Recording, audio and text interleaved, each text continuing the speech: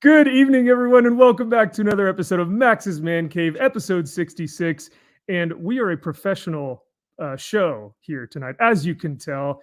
But before we get into Max's Man Cave, I have to do a shameless plug for my new Warhammer channel called Maximus Prime 40K.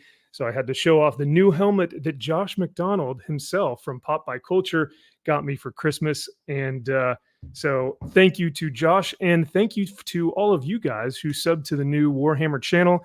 If you guys are new here, if you guys haven't checked out Maxfield Von Priestley, the MVP channel, every Sunday night we do Max's Man Cave with a panel of incredible co-hosts and guests, and we talk about, it's kind of a variety show. And so tonight we've got a ton of incredible topics to go over, and to join me are my two good friends and co-hosts, Josh and Drew, who definitely, this is our not our first time doing the intro. We haven't been thinking that we were live for the past 10 minutes or anything, right? This is definitely our first go around. Definitely our first go around. So no, we didn't go through this already and check in and say how we're doing and then kind of touch on what we'd be discussing. Not at all. We totally didn't do that. Only for you to be like, oh wait, we're not live, which is great. Like I wish that were recorded because it was way too priceless. But there was I felt my heart drop and my face just went blank, and I was like, we're not live. How did we not go live? So you would think after like 3 years of doing this, I would instinctively know you have to press go live. But I looked at the view count and I was like, we have no views. No one's watching. And then I was like, oh, it's because we're not on screen.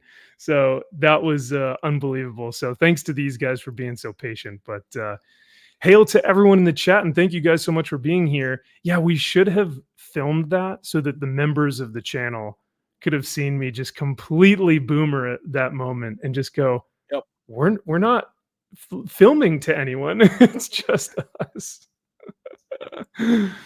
Oh man. I was looking at the chat being like, dude, why isn't like, anyone saying no one's responding? Yeah. What the hell? Wake up, you fucking losers! Say something. And then I didn't even notice that. Yeah. Good times. Good times. Yeah, guys, this is Max's Man Cave. Wake the F up. We're about to go over some cool shit. Okay. I was like, funny. I felt good buying that. I killed a Star Marine trooper person to get that helmet for Max. I expect a better response. And that was one hell of a story you shared, and we'll never hear it again. I know, right? I know. That'll be exclusive for members only. Josh will tell his story about how he pried my helmet from the cold, dead hands of a Chaos Warrior, and then he shouted, "For the Emperor!" as he took it, and he stuck his power sword in his gut, and then he walked away like a badass. No. I didn't shout for the Emperor. I shouted for the penis. Oh, for the MV penis. Yeah, there we go. Now we're talking. Six Emperor penis. Yes. Six. No homo. Oh, like all homo. What are you talking about? So, and Drew, there we go. Now we can actually plug your book, and we can show off the campaign, because earlier we were showing it off to ourselves. So yeah, if you guys haven't already, make sure to go back. Unholy Nightmare. This is Drew's masterpiece with the wonderful artist Aurelio Mazzara, who has just added 2 new pages to the book. These are some of the covers that are offered. But yeah, the backer kit is up right now, and you guys can go check it out if you guys missed the first campaign for it. So. Thank you, everyone. Thank you for just checking it out, taking the time. I appreciate it. Oh yeah, no, thank you guys. And this is truly, it's a book with a lot of heart, a lot of passion, and it's got quality. And you know what? It's for a damn good price too. It's none of this $45 nonsense. So no. Hail to who would think of that? Hail to Lane Kramer, gifted 1 MVP membership. Who's going to hop on that? Thank you so much, Lane. I greatly appreciate that, brother. Let's get a huge round of applause for our main Lane Kramer. That's awesome. Thank you, sir. And welcome to Max's Man Cave. Whoever got that gifted membership. And yes, what an unholy nightmare it is. Good evening, Miss Sassy, and congrats on being monetized. Hell yeah. We had three lovely ladies in our fellowship. Kara, Amanda, and I want to say it was Lila Hart, all break 4K on their YouTube channels, 4K subscribers on their YouTube channels just this week. That was pretty dope. So congrats to those lovely ladies. Let's get into some of the news here. Let's get into some of the topics, because this is by far like the variety show comparatively to the Friday evening show, which is just pretty much straight, strictly comics. This is everything good about pop culture and all that good stuff. More variety, but I wanted to show you guys this because apparently y'all have not seen this yet. This is new to you, yes? You have not seen this image? I've not seen. Is this the one where I said, "What is this?" in the chat, in our group chat? Yeah, I believe so. Maybe. I have not seen this. This is news to me. Okay, well, it should be right up your alley. This is, I think their podcast or their show is called Twink and a Redhead. That's their sign. So already, I mean, we're in for a treat here. And this is kind of the culture and the individuals that Disney has cultivated. And I'm just going to play this for you guys. Let me know what you think. I do need to share this through a tab, though, so that you guys can actually hear it. We are winning tonight. Oh, man. Yeah, we are. Not as much as these people, though. I will say Max told me I'm way too level-headed when I come on these Sunday night streams, so I brought whiskey tonight. Ooh. Woo. Yeah, we can't wait to get McDizzy, if you will. McDizzy is going to be fun to listen to. Big Dizzy's coming out. That name's going to change here in a second. Oh, no. It was me and my long-term boyfriend know that we meet a lot of our friends online these days. We have made a ton of friends in the Disney community, a majority of which we have met on Swingers Upon Main. This is an app for swingers by swingers. Swingers that love Disney. Ashley and I love... Yay! What? Isn't that great? Hold on. What was the name of their show? A Twink and a Redhead? Twink and a Redhead. Yeah, at least that's what their sign says. Boyfriend, girlfriend? Don't ask me, dude. This is Disney's. So is he the twink? They're in a relationship? How does that work? Sure. Are they roommates? And the reason they swing is because he's like, yo, I actually like smoking that dick. You know what? Let's watch. Maybe they'll explain it a little bit more to us, because I'm not really sure how this whole thing works either. So let's see. I love to swing all over Walt Disney World Resort. The Grand Floridian. Oh, so wait, they do it like all over the park? That's public indecency. Main Street, USA. Cinderella's Castle. No. And people love to drink around the world. Well, how about swinging around the world? It's our favorite. No way that's real. No way that's a real laugh. Absolutely not. I'm at a loss for words right now. I really am. Drew, I'm sorry I had to relegate you to this, Drew. Yep, that's pretty much how I feel. No words. Swing Upon Main. No oh, we watch the head nuzzling. As Disney lovers from all over the world, and we all just come together in the most magical place on Earth. And heck, why not call it the most fun place on Earth too? We don't just trade pins at Magic Kingdom. We trade partners. Oh boy. You can down. The meteor can't come soon enough to Earth. No, it can't. Every day we stray further from God. Yes, meteor, another plague, something. Something, please. Oh man. So thoughts? Do you guys want to There's join the way- Disney swinging community? Fuck no. No. No. No, No. I always understood it that if you're swinging only applies when you're married. That's the only time swinging works. If you're just boyfriend girlfriend or in a quote unquote relationship, that doesn't count. You got to be married for the swinging to really mean something or whatever. Right. Because isn't that the fetishized, that you're committed to someone, but then you switch with the two partners. This just sounds like orgies. This doesn't sound like swinging. Yeah. Yeah. Well, orgies are just like, oh, I feel like hooking up with somebody else tonight, so let me go swing on that pole. Because that's what the boyfriend was saying. He wasn't saying like, ooh, I can't wait for that fresh new poontang pie I've never had. Thank you for that image. Yeah, no, and that's like, that they are a couple together because she pulls in the guys and then he just gets the sloppy seconds. Probably a swing, which is just having an orgy.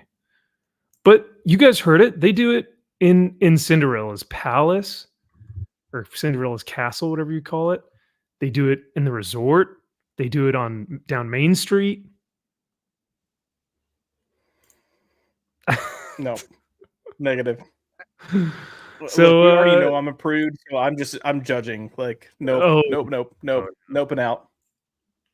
Yeah, this is. I can't even fully process the swinging part because I'm still stuck on the nobody fucking believes you're straight.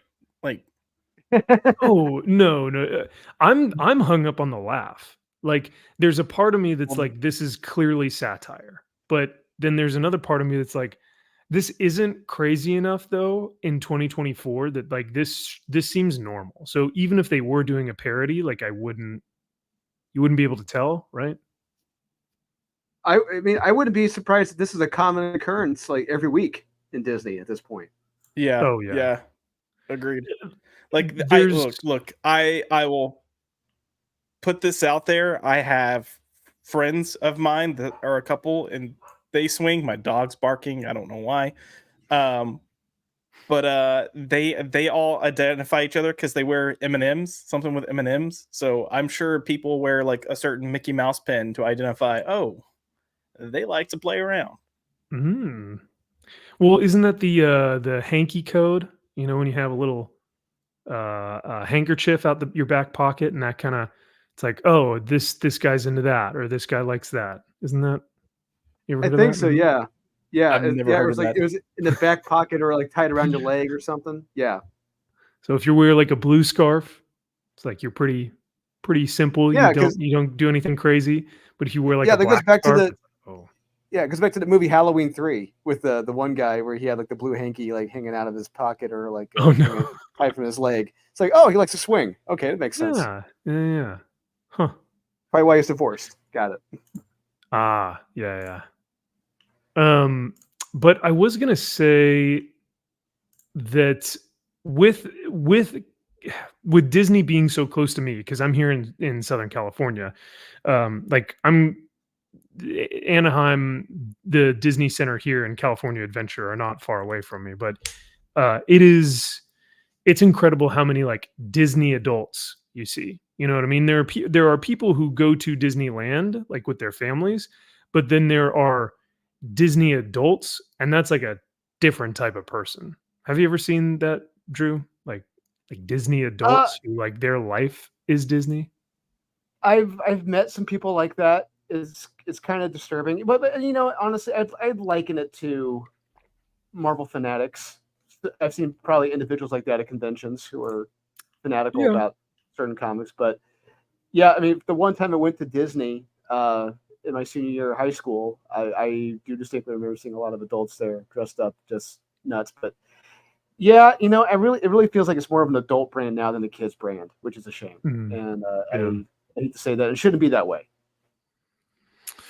Yeah, I think Disney has now, like I said, that is the audience that they've cultivated. Through their shows, through their movies, through their streaming service, through their parks. that whole swinging crowd, like that's, and the people who probably take part in that, the Disney adult, that's probably the audience that they want or like or want to have. Yeah, man, I don't know. I feel like most people are just normies, though. I could be wrong, but it feels like that's who Disney wants. I don't know. Yeah, it really makes me really want that this there's that proxy war going on right now with the Disney board and the one gentleman who's bought up like 10% of the company, and he's trying to get board seats right now. It's like, I really want this guy to just take charge, kick everyone out, and just end all this shit.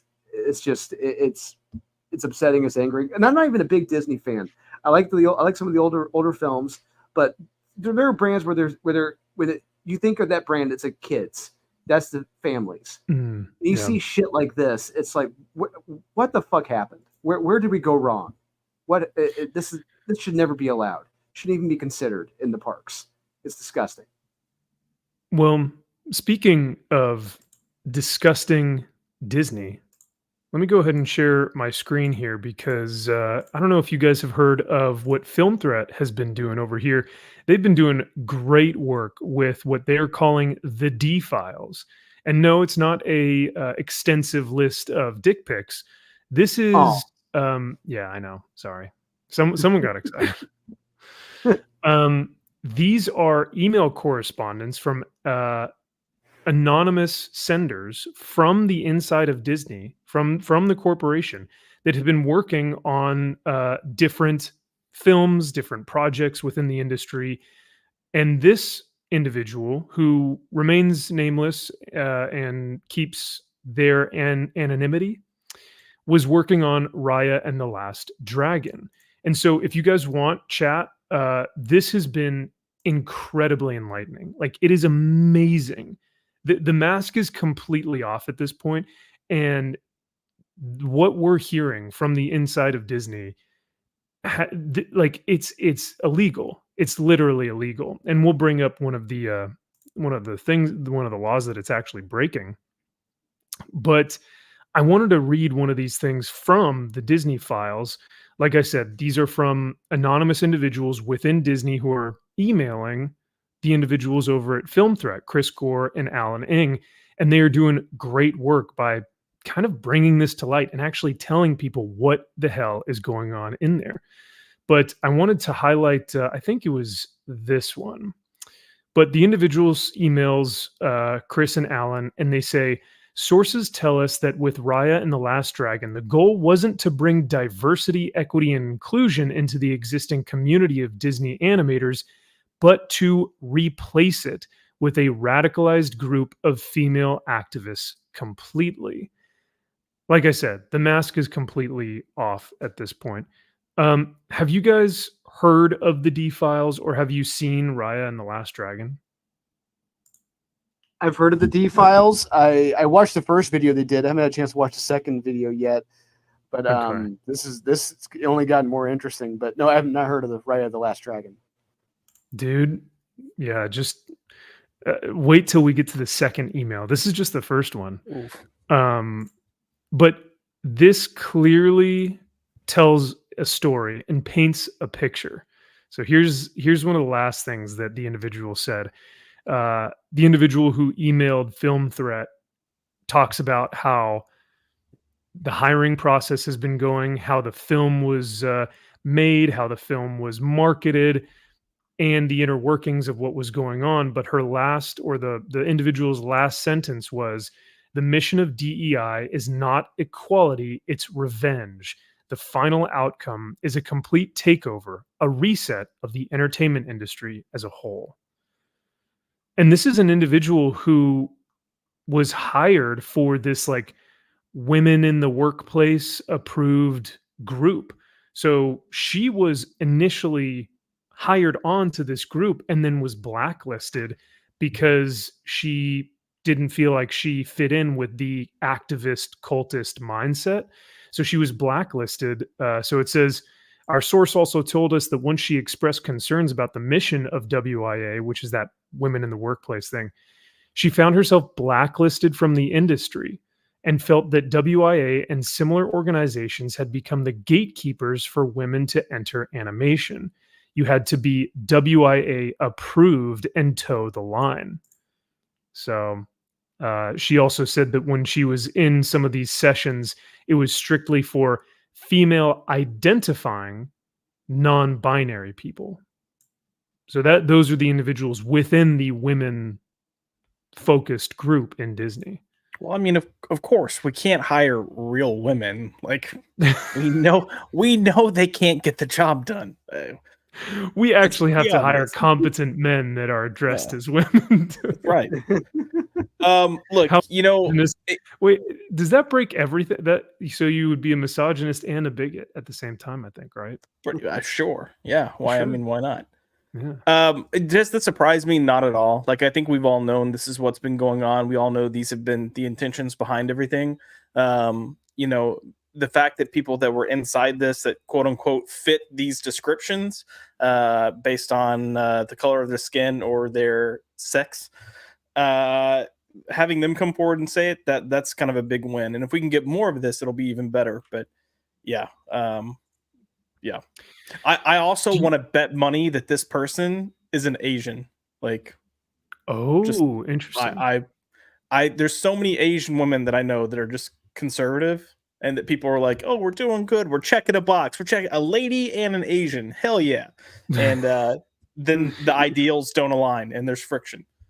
Yeah. Well, I mean, she did say that she is a woman of color. So you're probably not wrong. You're not probably far off. But yeah, I wonder do you guys think that there will be any repercussions now that these women and men, because the next email I think is from a male, or a person who is male presenting, who knows? It's interesting that they're coming out with this stuff now. They still don't feel safe though. I mean, everything is anonymous. Even the emails are anonymous. It's like a completely different IP address. They're coming out with this stuff now. I don't think Disney's going to change their tune, though. I think Disney, if anything, is going to double down. From what we've been seeing, it doesn't look like they're making any changes. We did hear about I think, Josh, you had sent us something about, Daredevil, but that's the only really thing I've seen so far.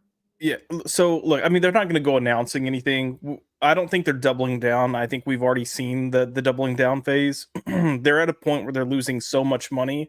And at the end of the day, these executives, these people that are on the board that serve the board for the board of the company, all they fucking care about is money. That's all they care about. So they'll pat themselves on the back and they'll wave their little flags as long as the money's coming in. But the money, the moment that starts drying up, they're going to go back to like, fuck it. I don't care. How do we make money? Get this out. I don't fucking care who's on screen right now. I don't care what color they are. Make it a dude, make it white. I mean, that sounds way more racist than I intended, but that's what they're going to do. They're going to stop caring about, all these check boxes and just get something out that's going to bring in a box office or bring in viewers. Yeah. We're seeing that to a degree already kind of shift. Yeah. And like I said, brought up earlier, the gentleman's name is Peltz. He's the gentleman who's bought up all this stock right now. He owns effectively 10% of the company right now with the stock he's bought up, but does not have a chair on the board yet, which is ridiculous. But I would say until somehow Peltz is able to take control away from Iger, we're not going to see any real massive changes. Things are going to stay the way they are as long as Iger is in control. And they are kind of infighting right now because Iger wants control a certain way and Peltz wants money back. He wants to be profitable again. He wants his stock to go up again because I think their stock has been down for a while. Huge shout out to everything that Film Threat has been doing. Here's the link if you guys want to go check out the D files. This is part 2. The first part was all about, what was his name? Perlmutter. So Perlmutter, I think, is the first D file, if you will. And then this was the second. But Alan Ng and Chris Gore are doing incredible work over at Film Threat. So make sure to subscribe to their YouTube channel and check out this article because it's incredible. And DJ Smith coming in hot with a $2. Doesn't even say anything.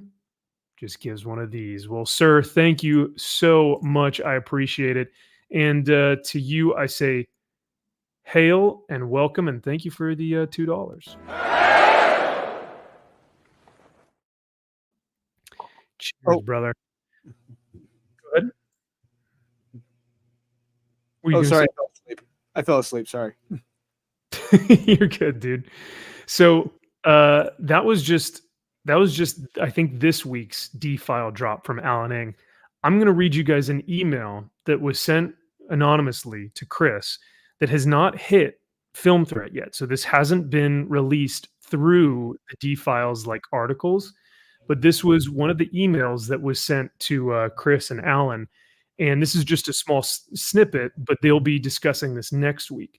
I just wanted to this is an exclusive. Exclusive first hot take on Max's Man Cave.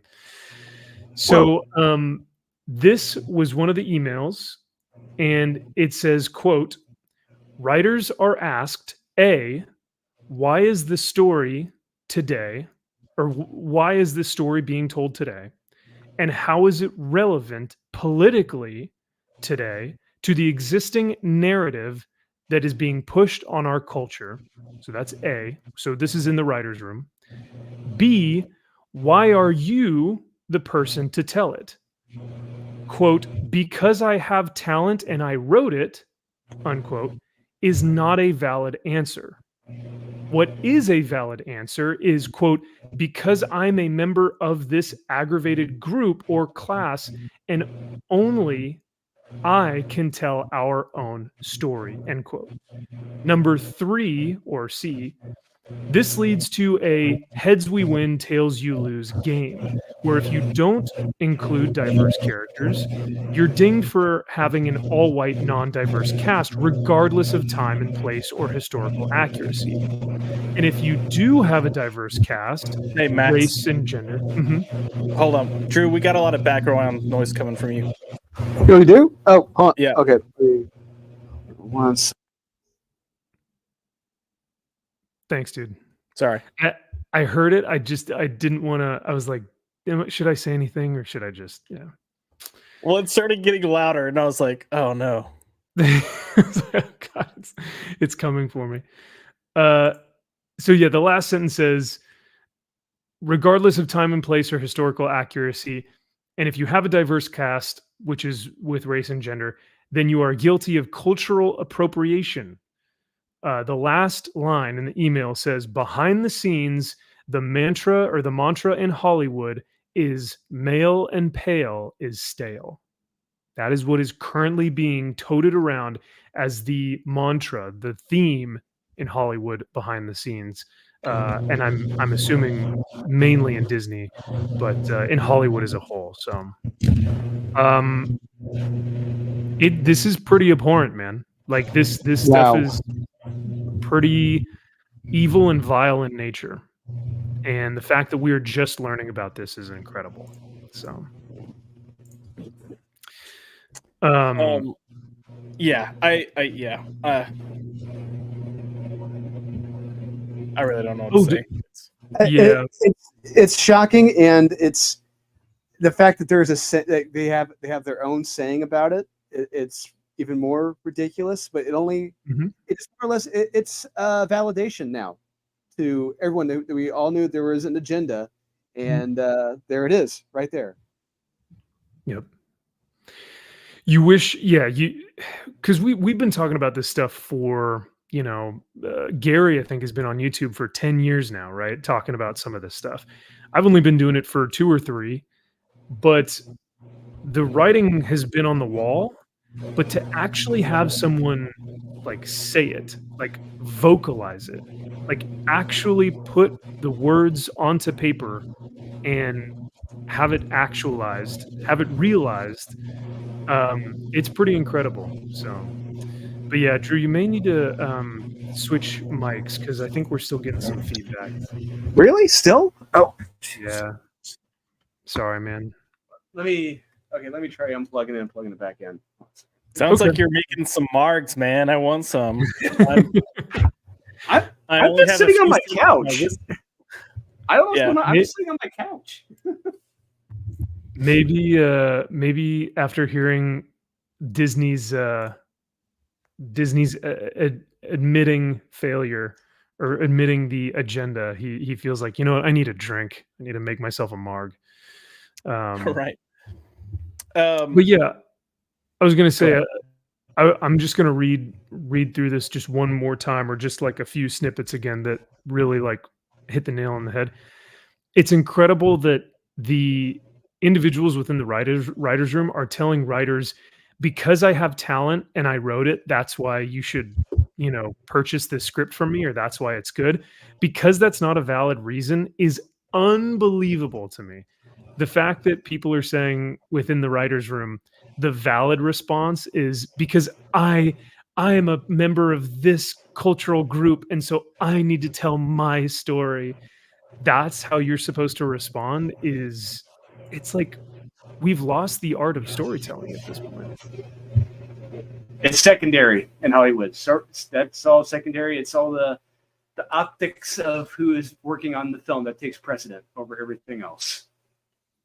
I guess so, man. Which is a shame. It shouldn't be that way. No. Yeah.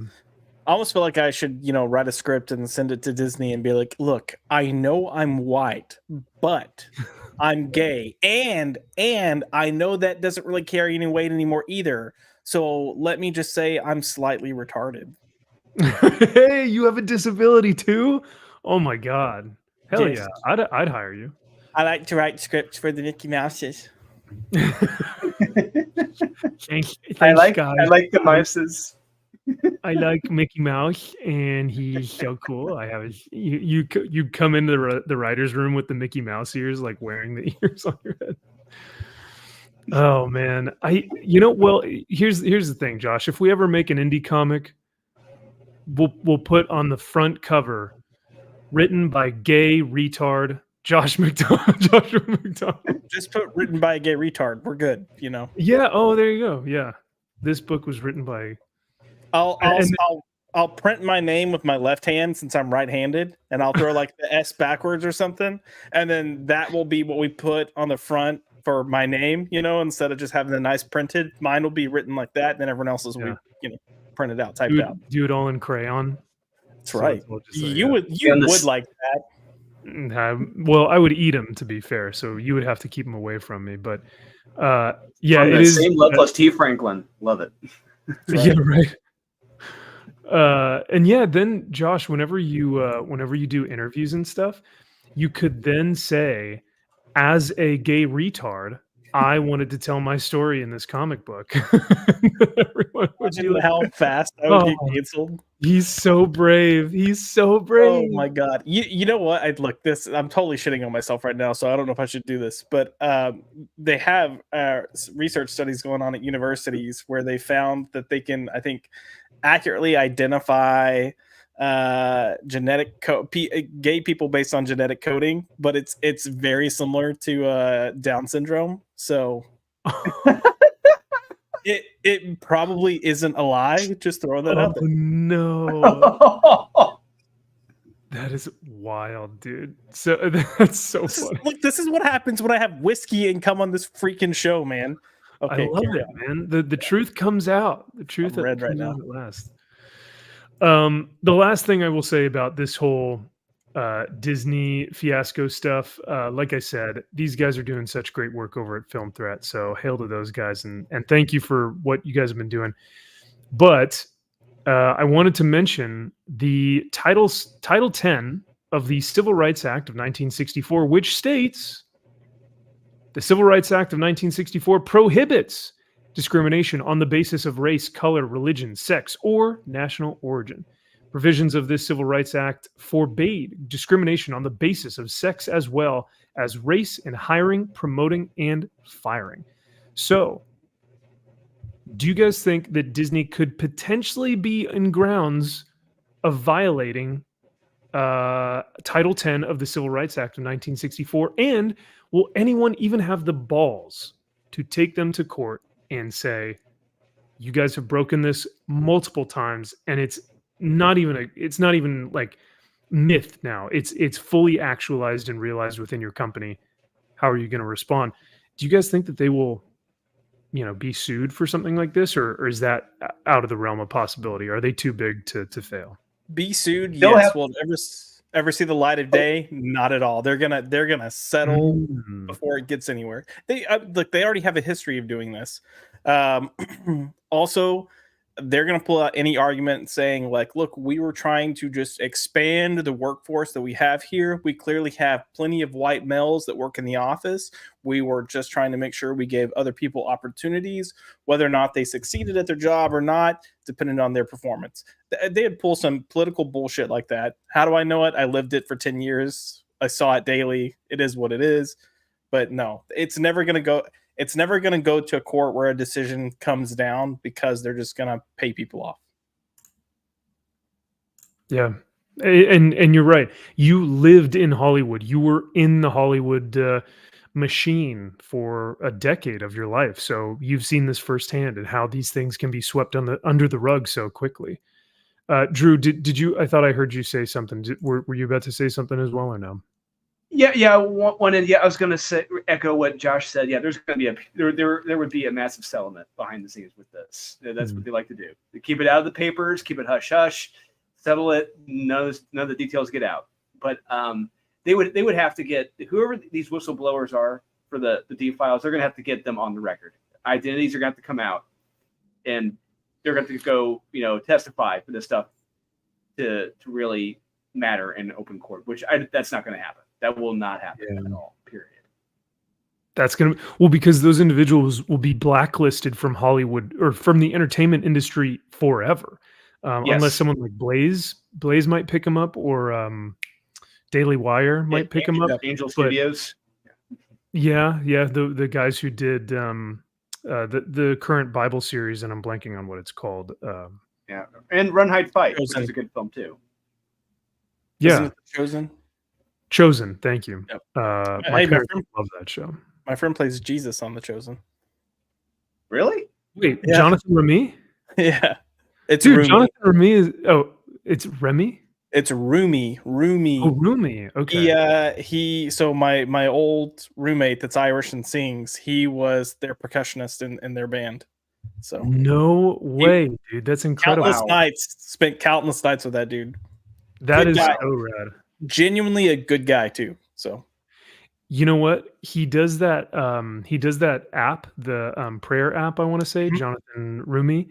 And he genuinely seems like a down-to-earth, wholesome person. I'm going to text my mom after this. Mom, my friend knows he knows Jesus. Oh, Jesus is my Lord and Savior. I know him. I know him. Well, I'm going to send you money for him to give me a cameo. He's going to say hi to my mom. I'll reach out to Don. Hello, Mrs. Priestley. Hello. You mentioned the blacklisted, and I do want to say you mentioned there's options for people to go to, and I think like 5-10 years ago these options didn't exist for people if they got blacklisted. There wasn't really any place for them to go. I think major studios in Hollywood or these factions that are pushing these ideals know that people have places to go, so I feel like they would even take it further now, that not only are they going to try to shun you from the industry, but they know that you might have some options even then. So they're going to do everything they can to make sure like your name and your reputation just gets slandered. Like I feel like it's gonna, whatever shadow history you have, they're going to bring it out. And that's the sad part, but that is why that's the great part about why this current state of Hollywood exists, because like you said, there have been so many factions that have split off of this and so many different people making their own things. So it's not as much of a monopoly anymore. So I think within the next 10, 20 years, we're going to be seeing some new production companies that are up and coming that may be making some really incredible stuff. Because they're still in their infancy and it feels like kind of indie or student films. But yeah, man, if they can get some of the backing and the money, and these people who've been blacklisted or shunned or ostracized go to, because these are POTs, people of talent, right? That have been ostracized from the entertainment industry. and will now get, a chance in some of these more indie production companies that, like you said, didn't exist 5-10 years ago. So I'm hoping for a resurgence of really great film and entertainment. And I think the best way to do that, or the best way that we will see how to do that, is through these alternate forms of media, maybe even YouTube. I mean, one of the best horror films that came out last year was from two guys that were doing YouTube, right? So just cool stuff like that you hear about. I got to give a huge shout out to our man HH over at Sigma Comics for $10. He says, shout out to my guys. Quota hiring can be great if job recipients are hungry and motivated to roll up their sleeves and do the hard work that delivers on both story and entertainment. Otherwise, it's crap. Dude, well said, HH. Well said. Let's get some applause for our man, HH. Sigma Comics, my man. Thank you so much. Boxer and storyteller. Amazing. Yeah, boxer and storyteller. That dude has stories that will go on forever. So thank you so much to Sigma. And yeah, guys, go check out Here Comes Calico, which is his project, his comic book that's currently out. And if you guys want the Punisher mixed with like Kraven the Hunter, he's your guy. Calico's your guy. But thank you again, Sigma. And for you, I'll give you one of these. Strength and honor. Strength and honor. What we doing live? Echoes in eternity. Very true. Strength and honor. And to exemplify some of the strength and honor that we have on this show, I welcome Aaron Sparrow, ladies and gentlemen. Hey, how's it going? I don't get the little applause button when I come in. Like, well, you didn't donate $10 like HH did. Well, I mean, I'm donating my time. Is that not worth more? Oh, get out of here! We'll give you that. We'll give you a little. I feel better now. Oh. We'll give you.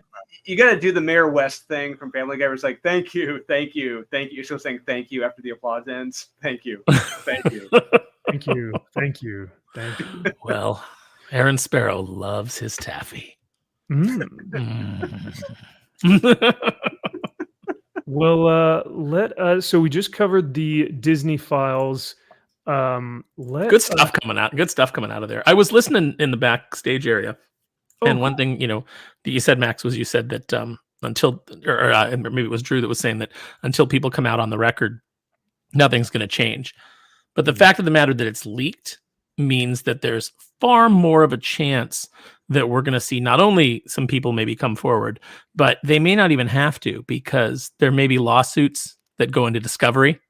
And once those lawsuits go into discovery, and this is in discovery, that's a whole other bag of worms that can be opened up. And, things that Disney can be on the hook for. So with everything that's going on in Florida right now and all the cronyism and all the illegal things that they're finding there that the Disney company was doing, I think there is a chance that, you could see a lawsuit open up and then eventually maybe even become a class action at some point, because the fact of the matter is all of this is illegal. Oh, 100%. And guys like Legal Mindset, who have, YouTube channels, talk about this all the time on their platforms. And they are very explicit and they know law. Like I've listened to some of these guys talk, and they're extremely intelligent. They know this stuff inside and out, and they're going through all the things that all the laws that Disney is breaking. It's pretty incredible, man, how they've been able to get away with this kind of stuff under the guise of, weaponized kindness, diversity and inclusion. And when all of this is malicious, right? All of this is revenge. All of this is about power. And it's been that way since the start. And yet now people are, like you said, starting to speak out about it. So, and what's really going to hang them up is the fact that they were using it apparently in Florida, according to guys like Legal Mindset, that there's actual proof that they have that they were using it in Florida to eliminate contractors so that they could grant contracts to themselves using taxpayer money. You know what? As much as that, it's sad that doesn't surprise me, unfortunately. Not at all. Yeah, it's like the mob all over again. Mm-hmm. I mean, dude, Disney is a mob. Like the House of Mouse is really like the icon of that has become something of perversion. Like it doesn't represent the same thing it means when I was a kid watching Hercules, or whatnot. It really has a sinister nature to it now. It's pretty incredible. Mickey Mouse is now Scarface. They need like a Scarface poster now with Mickey behind the desk. Yeah, it's a shame that they don't own the Sopranos, because they could just put James Gandolfini as their, just do a cartoon version of him and make him their new mascot. Wild.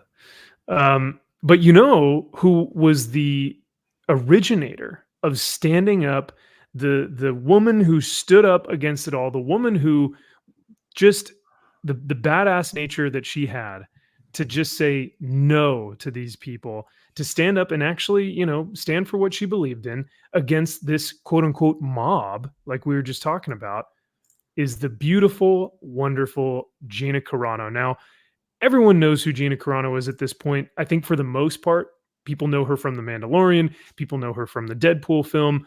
She was recently in the Daily Wire movie, I think it was, Terror on the Prairie. Yes. And yeah, she is just announced that she will be appearing on Sunday for Vancouver Fan Expo. And the weirdos had a field day with this information because as we kind of talked about on Wes's live stream on Comics Aficionados, guess who are the ones that were upset that she got a day to, be one of the celebrities at Vancouver Fan Expo? It was cosplayers. So, well, that too. Canadian cosplayers, which is worse. I'm kidding. I mean, Canadians are pretty bad anyway, but Canadian cosplayers. So let's watch this real quick, and we'll kind of comment on it. But these two individuals are cosplayers that were planning on going to the event at the Fan Expo, but because of Gina Carano, they felt unsafe. Cosplay has a lot of layers. It really does give an avenue for self-expression, creativity, therapy. Real quick, how many comics do you think this woman has read in her entire life? I hate to be that guy. I'm gonna say under 5. Oh my god, guys! Like, Circus. I have totally read Hot Girl by Jadzia. Oh, actually, yeah. You know what? You're right. I love Siggy. Love Dilbert, Siggy, and Family Circus. Sure, yeah. And of course, I'm not trying to demean this woman's knowledge of her nerd cred or whatever, but clearly she is doing the cosplay thing for social media, for the likes and attention, right? Mm-hmm. I highly doubt that this is a passion project that she's like, I've been reading comics for the past 2 decades and like I do my favorite characters or whatever. This doesn't feel like that, especially knowing what her takes are on Gina Carano. Well, her favorite characters will be characters that she's heard of, because as your boy Zaxx says, when people like this say that they love a character, it means that they've heard of them. So, it's I love Spider-Man. Yeah, taps him with 2 fingers. Yeah. There he is. Also, do we really think her name is Amidala because her handle appears to be Queen Amidala, aka Queen Amidala? Oh, I bet all of this. I'm gonna say 50-50 chance. It might just be one of those weird coincidences. Like she got into it because, oh my god, everybody was telling me your name is like Amidala from Star Wars. From the Star Wars movies, and I'm really good with makeup, and her makeup looked really cool. Yeah. Well, maybe her parents were super big Star Wars nerds, and they were like, possibly. Yeah, let's name her Amidala. Yeah, her last name's Dala. We'll name her Amy, and then it's like Amy. See, it's like Amidala. Yeah. It's from the Star Warses, guys. My favorite Star Warses. So I grew up with Star Wars all around me all the time because my dad was such a big fan, and he bought me. I do have a comic. He bought me a collection of The Far Side that I have. I don't get it, but I have it. It's there. It's there on my shelf. Yeah, and lightsabers too. It's like, what? Wait, why did you say? Well, just lightsabers and Death Star, right? Just starts naming Boba Fett.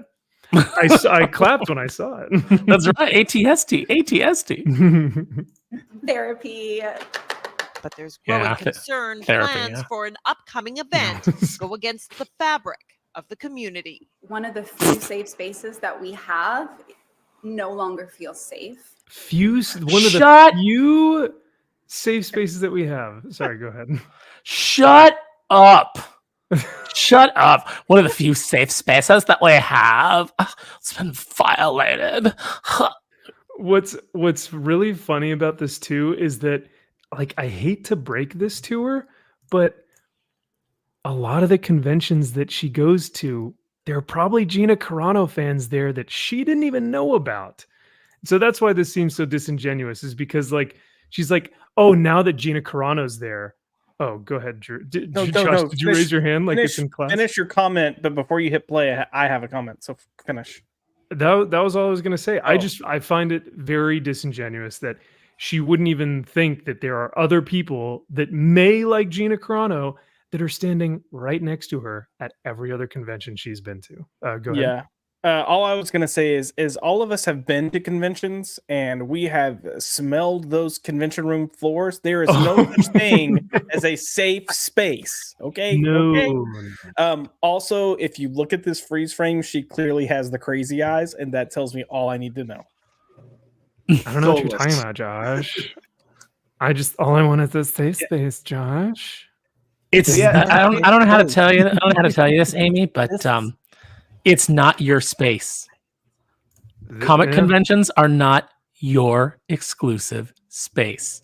So, whatever it is that you're into, Comic Cons, much like the comic book, the comic book as a reading experience, as a collectible hobby, can be for anyone, but they're not for everyone. They're for people that actually like this stuff, and they're for people that actually want to be part of this community. And I'm fine with you wanting to play dress up and going to a show and getting lots of pictures for your Instagram. Mm-hmm. But that is just one small part of this show. And if you can't deal with the rest of it, then stay your ass home. And this is also where the whole cosplay is not consent thing came from, right? Because, like you said, Aaron, these conventions are for everyone or for anyone who wants to participate, who wants to partake. But the cosplayers made it so much about themselves that they felt like, oh, I want to be the center of attention, but I also don't want to be objectified. And I also don't want to have pictures taken of me that, I don't consent to or whatnot. So cosplay is not consent, everyone. I am now the victim, even though I'm going to make it about me. It's always a narcissistic viewpoint when it comes to this kind of stuff. Because like you said, the convention is not all about you. Everyone interacts with the hobby in a different form or fashion. Sometimes that's cosplay. Sometimes that's, selling comics. Sometimes that's buying comics. But when it becomes all about you, then it's not inclusive as you would want it to be. So that's the thing is, like, look, I love cosplayers. I have a lot of friends that are cosplayers that not white ones that are on the news whining, trying to get attention by pretending that they feel so unsafe because a guest is going to be in a signing area. But and I think fans will be there too, and it's like and I think that it's fantastic that the amount of time that people put into these costumes, and there's some that are just so elaborate and amazing. And the whole cosplay is not consent thing started as whenever you have something like that and people are taking pictures, and it happens to the celebrities too. They will have people who will touch them inappropriately or put their hands somewhere inappropriate or make an inappropriate request for the photo. Celebrities deal with it and the cosplayers deal with it. And it started with that, like, hey, you can't touch the cosplayer just because they're dressed up. Right. You still need to get their consent. But what always happens is when you get a bunch of narcissists, they always push it further and further. So then it became, for some people, you can't even take my photo. Like if I'm standing there in the hallway, you can't take my photo, and they would get mad. And then there's always the ones that are trying to monetize it. And you took a photo of me without paying me. So, therefore there's going to be some conflict. And it's like, no, you are appearing at a public venue and You don't have any right to keep people from recording you or taking a picture of you. And if your butt's hanging out and somebody walks by behind you and they snap a photo, does that suck? Yeah, that absolutely sucks. But you're there in a public space. And you chose to have your butt hanging out. Yes. Right. Yes. Right.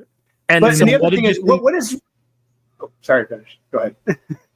So, like my friend was told when she drove to New York and her car got stolen, and the officer said that she was filing a report with said, you came to New York. What did you think was going to happen? Well, you went to a comic convention with a bunch of nerds and your ass is hanging out. What did you think was going to happen? Someone's going to snap a photo of it. Mind you, very socially awkward autistic nerds that don't really understand social cues and stuff. So like, yeah, but that, which is to say, it's no excuse. Men and women should not be fondling these people, cosplayers and stuff. And I don't condone that. And I'm not saying that, the people who have been touched inappropriately, I don't want to demean or lower what they've gone through, because obviously that's terrible, right? But like you said, Aaron, when those things happen, those are legitimate, serious issues, not someone who looks at her funny or someone who takes a picture of her and then all of a sudden it's a hate crime or she's a victim of a sexual offense or something. So I think there's a distinction there and a delineation between the two. But Drew, I think you were going to say something. I'm sorry. Oh, I just want to say real quick about this. This all goes back to Gina.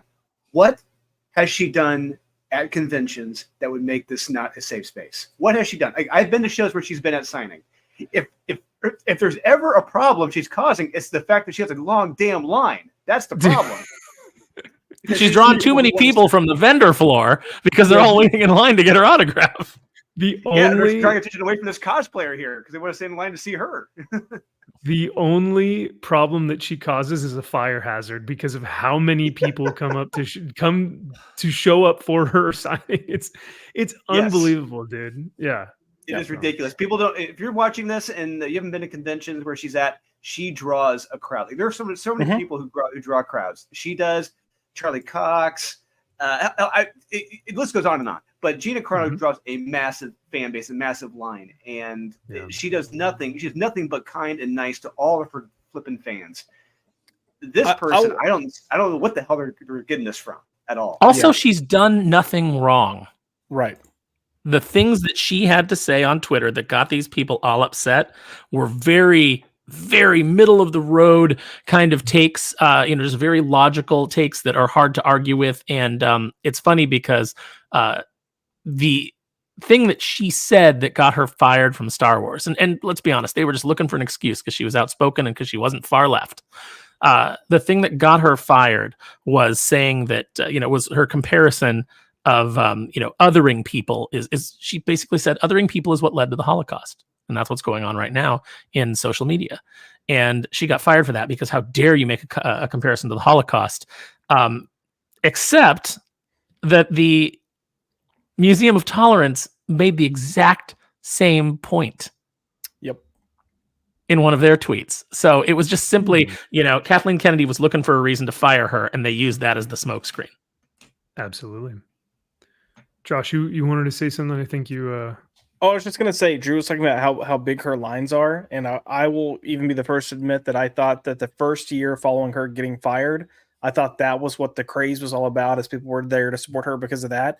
It has not slowed down. Like it's 3 years, 4 years later, has not slowed down. Nope. So, and the other thing I was going to say, saying that you feel unsafe because a certain celebrity, it reminds me of when those people were saying they felt unsafe because Frank Miller was going to be at a Comic-Con. Like, like you sneeze on that fucking guy and he's going to blow through the wall. Okay. Like come on. But he's going to bring out the crazies, Josh. He's going to bring out the crazies that agree with him. It's the fans that come out and they're going to cause havoc. And that's what's so disingenuous about this hit piece as well. It's like, okay, show me every instance that Gina has been to a convention, because she's been to multiple in the past 5 years or so. She's been to quite a few. So show me all the examples. Like, I want hard evidence of where she has caused harm. And you cannot do it. You physically cannot do it. You cannot show me anything that has this person who is a Gina Carano fan, or this person who is one of Gina Carano's whatever, or herself, that have made a big scene at one of these conventions. If anything, it's just been positive outpour. But we'll see here in just I got it. I figured it out, Max. I think I figured it out. Yeah. This cosplayer is Canadian, and Gina has not said sorry enough. Sorry. That's a sorry enough. Yes. We'll have to ask Zaxx about that, what he thinks about the Canadian cosplayers here. But okay, sorry, I got the perfect freeze frame. Oh God. just mouth open, just not a thought in that head.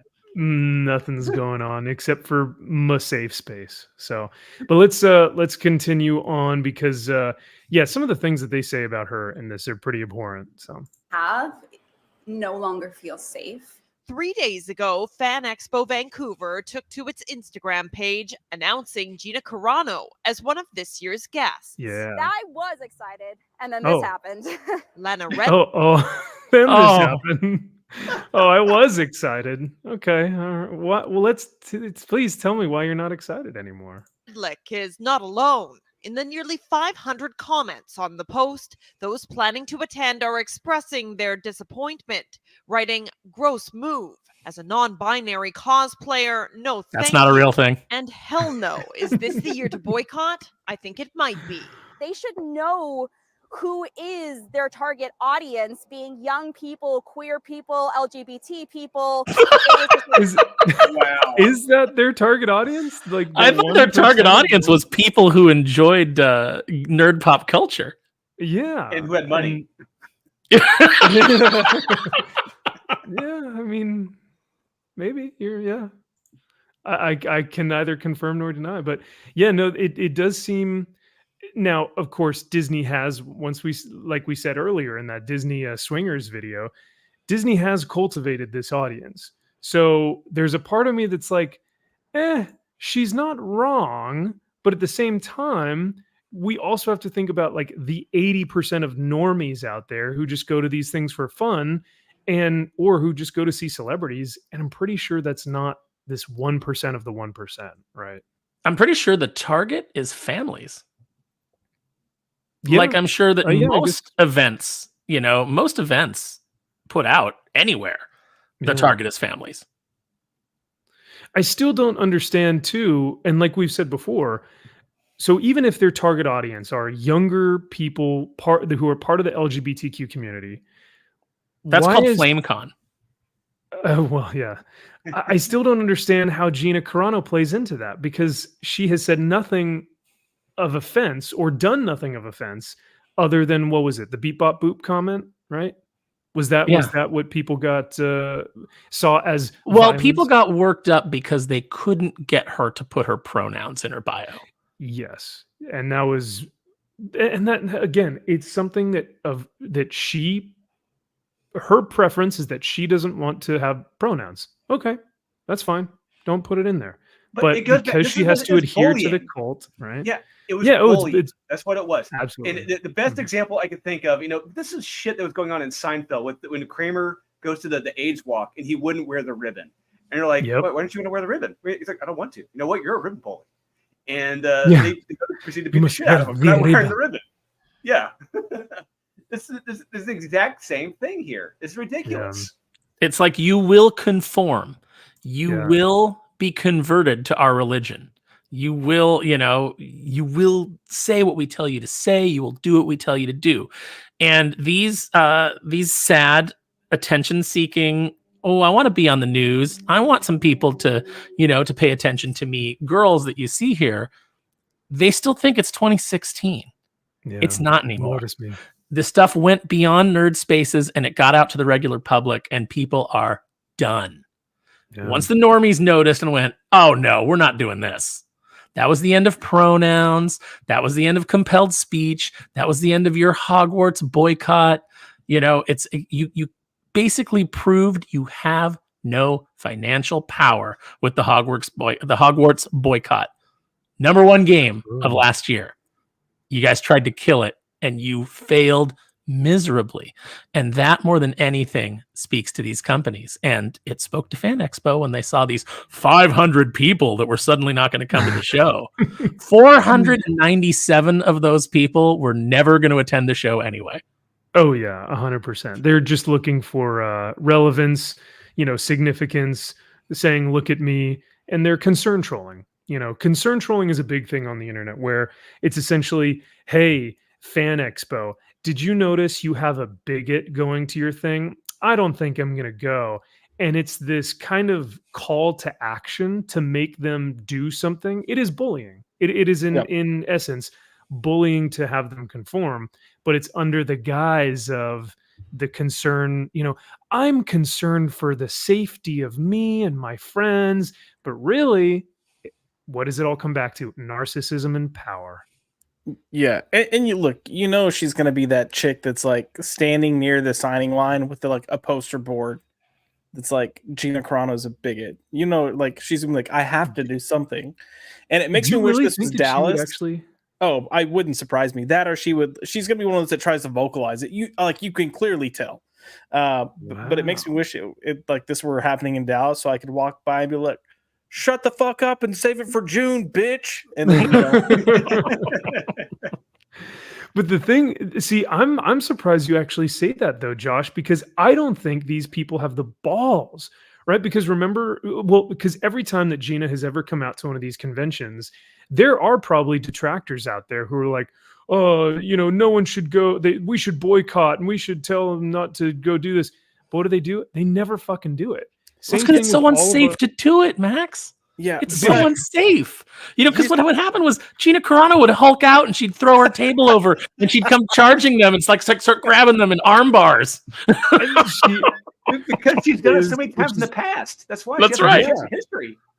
Which is also like the funniest thing in the world because her fans most likely look like this, and this will be another topic that we bring up later this evening.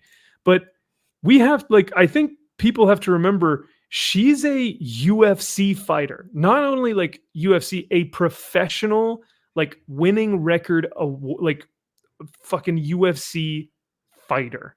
She's good at this shit. She would destroy me, dude. And I weigh 230 pounds. I'm not a small guy. She is the quintessential strong female character that we want, right? She stands up for what she believes in. She has values. She treats everyone with respect. She is humble. She's a fighter. She's strong. She's a warrior. And yet she can also embrace her femininity. She is everything that we love about these, female characters. But no, that doesn't conform to the mold, to the mob. So it is pretty funny because if anyone did ever try and go against a Gina Carano fan, it wouldn't end well. That's not a threat. I'm just saying it would just be funny because most of them are UFC fans of her work in the UFC. But what I will say is here's the difference between this particular instance and all the cons before. These two chicks have gotten Canada's national news network to publish and push and promote their ideal. That's true. They're gonna feel empowered. They're gonna do something. It might be a group of people with little signs, whether they're printouts or posters, whatever, or people vocalizing that she shouldn't be there. They're gonna do something, and I hope to God it just makes more people get in line. Oh, you because people will come up and they'll go, what's going on over here? And once they realize, oh, this is the line for Gina Carano, they'll be like, oh, I didn't know she was here. Cool. I'm going to buy a ticket. Did you know that Gina Carano is a bigot? I already said I'm buying a ticket. You don't have to keep pushing me. Yeah, right. There was actually, I have to look because afterwards we'll check the Fan Expo, but I actually kind of want to buy a ticket. I mean, I can't unfortunately go, but just to put money in her pocket and put money in the Expo's pocket, I want to support what they're doing. So I think it would be great to support them, but and just more revenue for her to support her. But let's continue watching this. And Deadpool.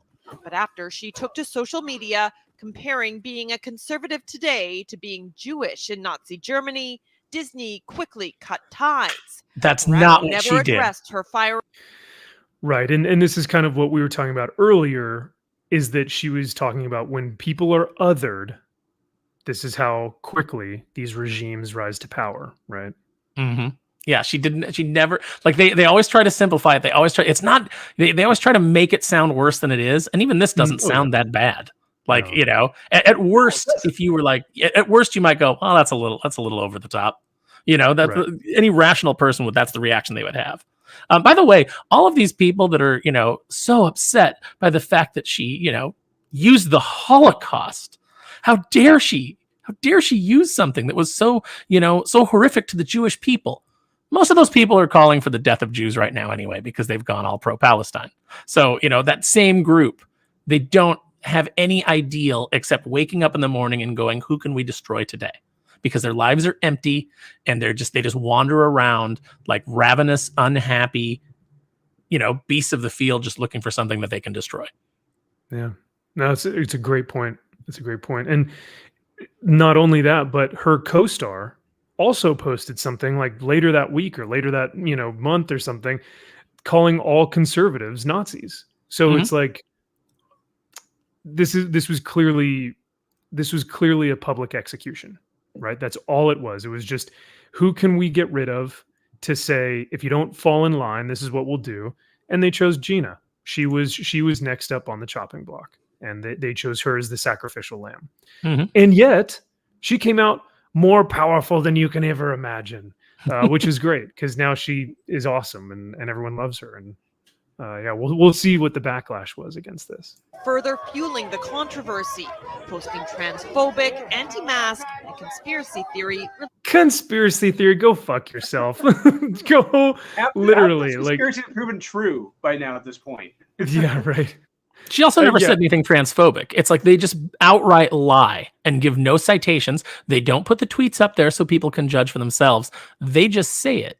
And it's a shame that it's in Canada, because I don't know what the legal repercussion is. But if they were here in the States, I'd be like, Gina, sue them into oblivion. Ooh, oh, could you imagine?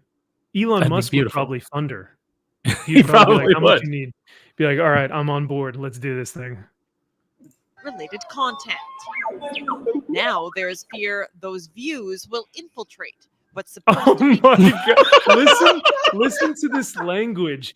Infiltrate. It will infiltrate into the. It's like, my God. This is insanity. But bear in mind, Canadian news is state-run news. So this is approved by the state. This is what approved. This goes right along with Justin Trudeau. I'm more worried that Justin Trudeau is going to show up in blackface. Do you guys like my cosplay? Yeah, I'm Lando Calrissian. I love the Star Wars. Guys, I'm Jon Stewart Green Lantern. Aren't I cool now? It's like, I'm a Pooh from The Simpsons. Oh, no. Gathering. People will just turn up in support of Gina Carano. Yeah, hell yeah. I hope so. People will show up in support of Gina Carano. I hope everybody does. I hope that I hope that convention, because of what they tried to do here, I hope that convention is just packed with Gina Carano fans. I hope everybody's wearing "We Love Gina Carano" t-shirts. I hope that everywhere you look, there's just something referencing Gina Carano, so that these idiots really do feel like it's not their space. It's not a safe space anymore. Don't go. We don't need you. Yeah. Josh, are you thinking of going now? Well, sure. I'm more so caught up on one of the previous screens, and I just want to say, if any officials right there, if any official is watching this, please, for the love of God, check that man's laptop. Okay, do it for the children. All right, carry on.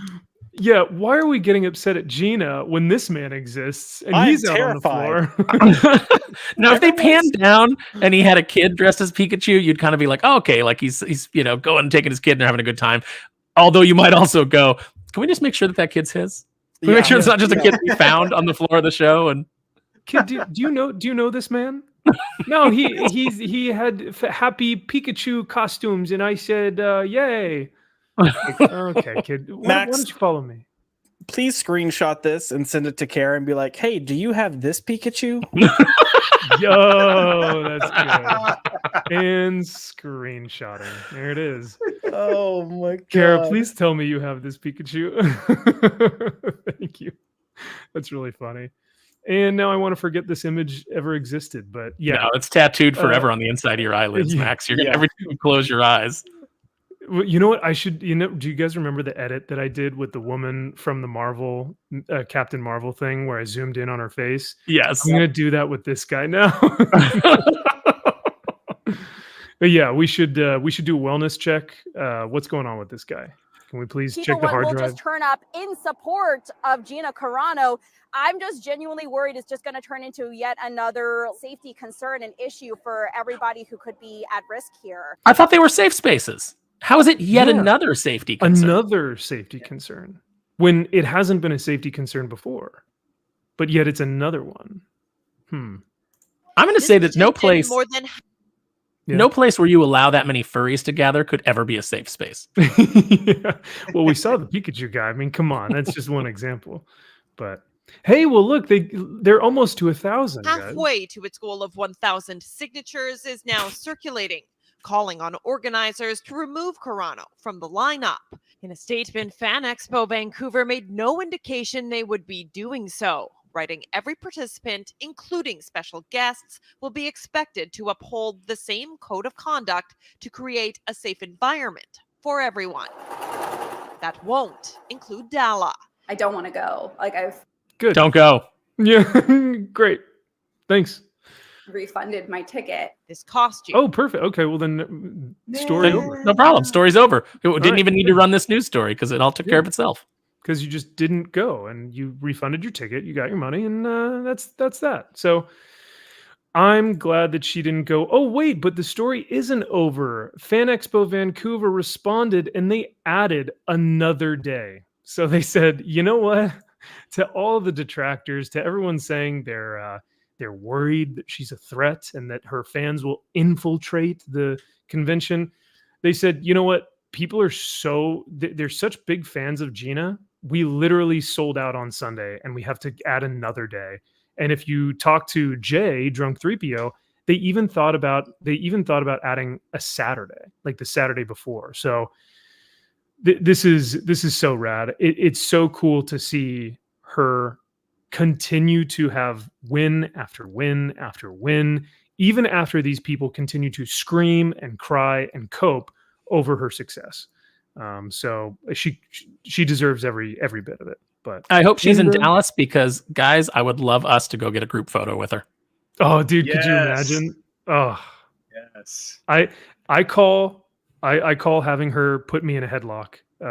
So if that's what we're gonna do, okay. I may get a little aroused though.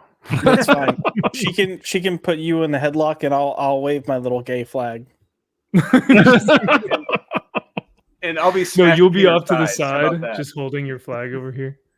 You should bring a like a little piece of 8.5 by 11 piece of paper that says like boycott Gina Carano or something, or boycott Gina, and just be holding it in the corner with your little flag. No, I think that you should have a Queers for Carano sign. Oh, I like that. Okay, I'm all on board, but just gays, not queers. I'm very much in this LGB. Forget the movement that's going on. Okay. Yeah, after the show, I want to ask you what the difference is between gay and between queer, because to me it just seems like it's redundant. Because queer includes all these trans people and all these. That's the T included trans. Yeah, but the whole like I don't identify because I'm a spectre. That's the queer people. Oh, okay. I guess the L at the beginning already, like you can't do another L for lunatics. Right. Okay. This is also the sign for lesbian, by the way, just letting y'all know. So whenever I'm thinking, this is lesbian in American Sign Language. Is it really? Like, thank you. It really is. Did you learn that? Lesbians are very thoughtful people, so I think that like doing kind of like the thinker is. I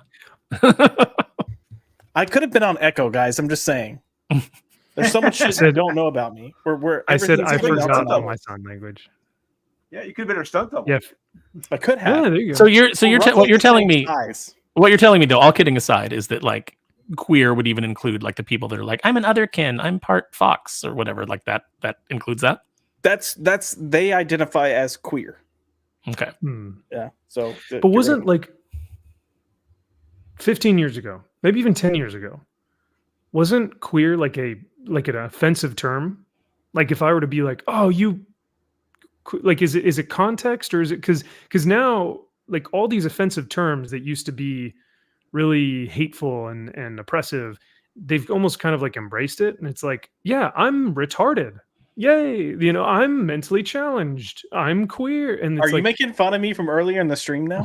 I'm an ice cream enthusiast. Yeah, queer was offensive earlier, like decades ago. If you go back to the 60s, queer was offensive.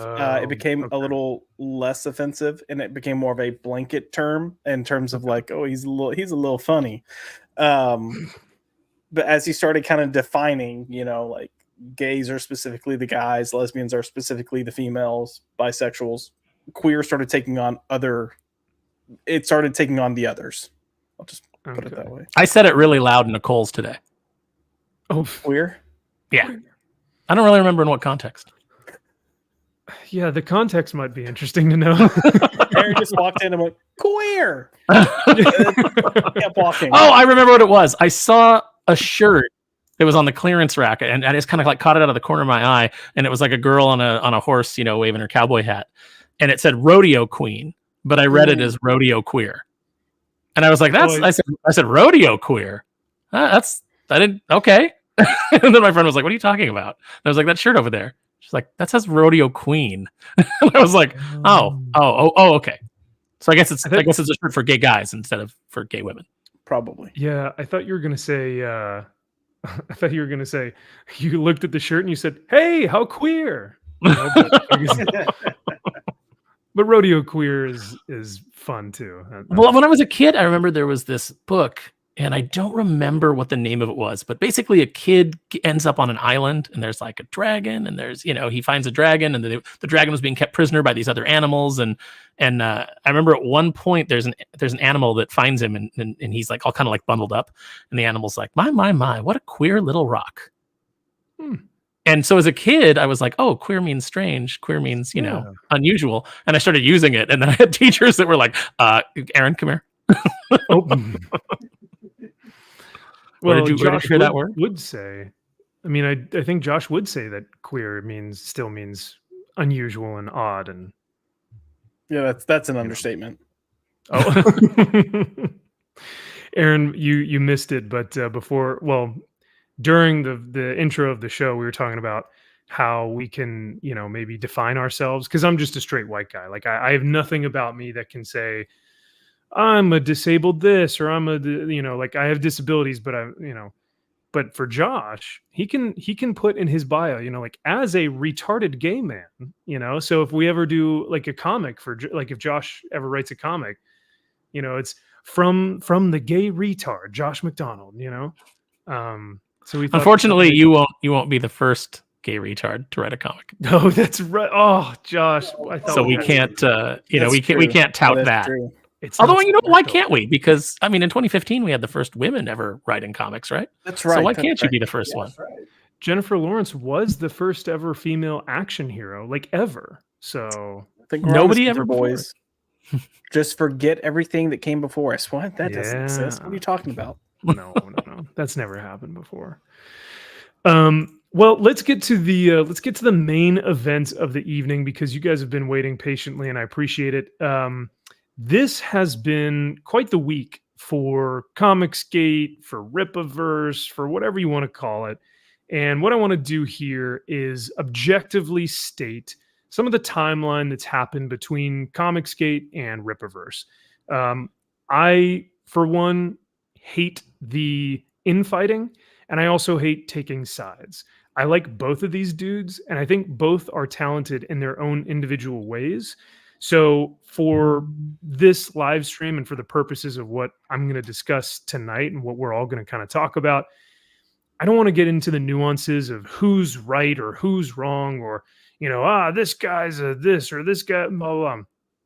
I want to try and objectively state the timeline and the facts as best as I can, offer some commentary, and go from there.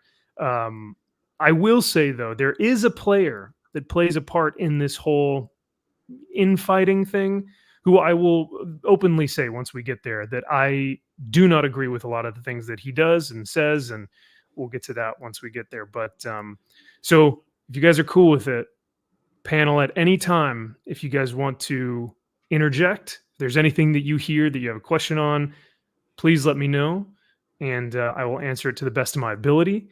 But I've kind of collected the best I can through live streams. Like, I autistically research this stuff, which is like not good. I spent way too much time on this. I mean, it'll be good at least because I'm coming in not really knowing any of the timeline of events because this kind of nonsense exhausts me.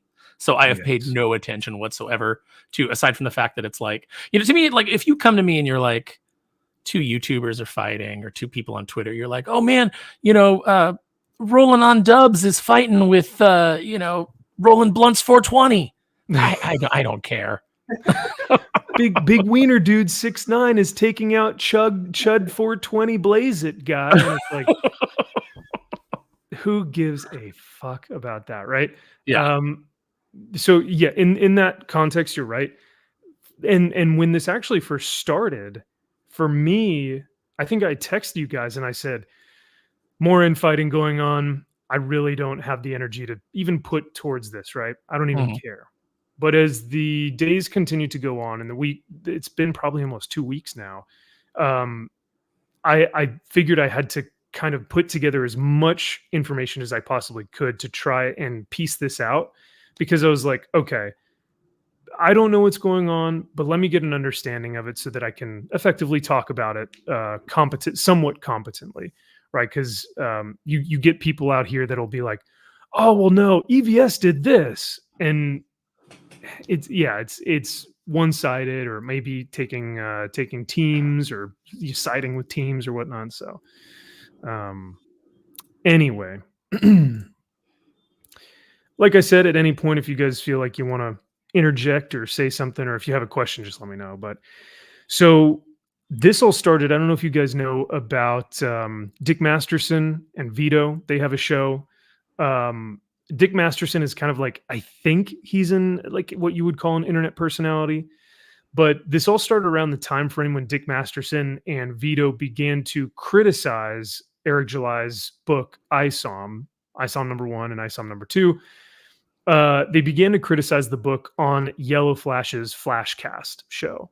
Ethan was there, and I believe Ethan was agreeing with some of the criticisms that Vito and Dick Masterson had brought up. But a lot of what Rippa's audience thought Dick and Vito were doing were being completely disingenuous. They thought that they were being trolls. They thought that they were just like trying to be detractors because they don't like Eric, not necessarily that they don't like the comic book.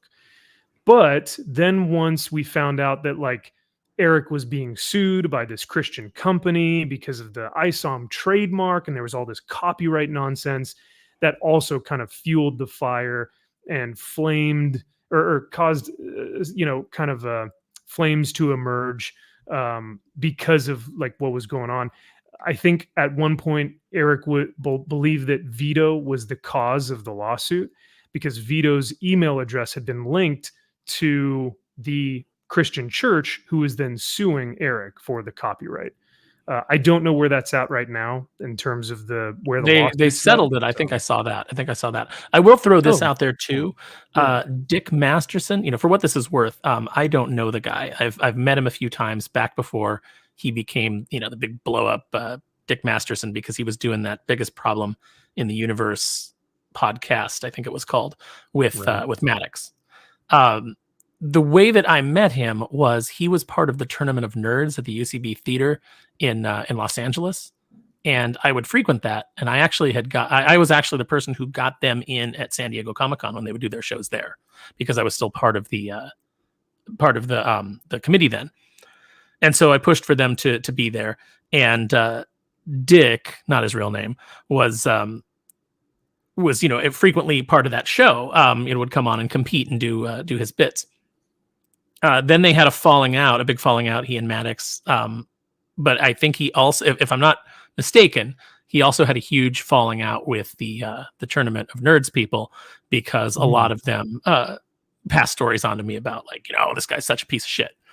I don't know that personally because I've never dealt with him, but just so you know, there's a lot of people in that community that that don't have a good opinion of him. So just kind of context for this. Yeah, Dick is a polarizing personality. I think people love him or hate him. I don't find a lot of people who are just kind of neutral. I think he's loud. That's kind of his shtick, right? He's loud, bombastic, and that's for some people they love it. Some people they can't stand that type of personality. So after that flashcast happens, after the lawsuit happens, things kind of settle down. But recently, I'd say last week, I want to say, Yellow Flash then releases EVS's, Ethan Van Sciver's page rate to do a cover for him, because Yellow Flash is wanting to do a comic book with this artist, and I'm blanking on the artist, so I apologize his name. But Yellow Flash wants to do a comic. He wants to release it just like Eric July, so he doesn't want to crowdfund it. He wants to make the book and then act as though it's like a pre-order that you're putting in. He asks Ethan what his page rate is. Ethan tells him, and Yellow Flash gets butthurt and puts the page rate out onto Twitter, which is, Drew, you and I were talking about this on Friday. For a comic book creator, that is a huge no-go. That is a crime, right? That is like, it's disrespectful beyond belief to start posting someone's page rate online. Yeah, I wouldn't have recommended that. I deal with artists and their page rates all the time, and I knew what Ethan's page rate was because I've talked to Ethan before about, in times past about his page rate. So once Yellow Flash puts that out there, he does so because he was pretty much upset that Ethan didn't give him the friend rate, right? He wanted to get that, oh, we're buds, right? So give me that discounted rate for give me my that cover. zero. Yeah. the price of on the house.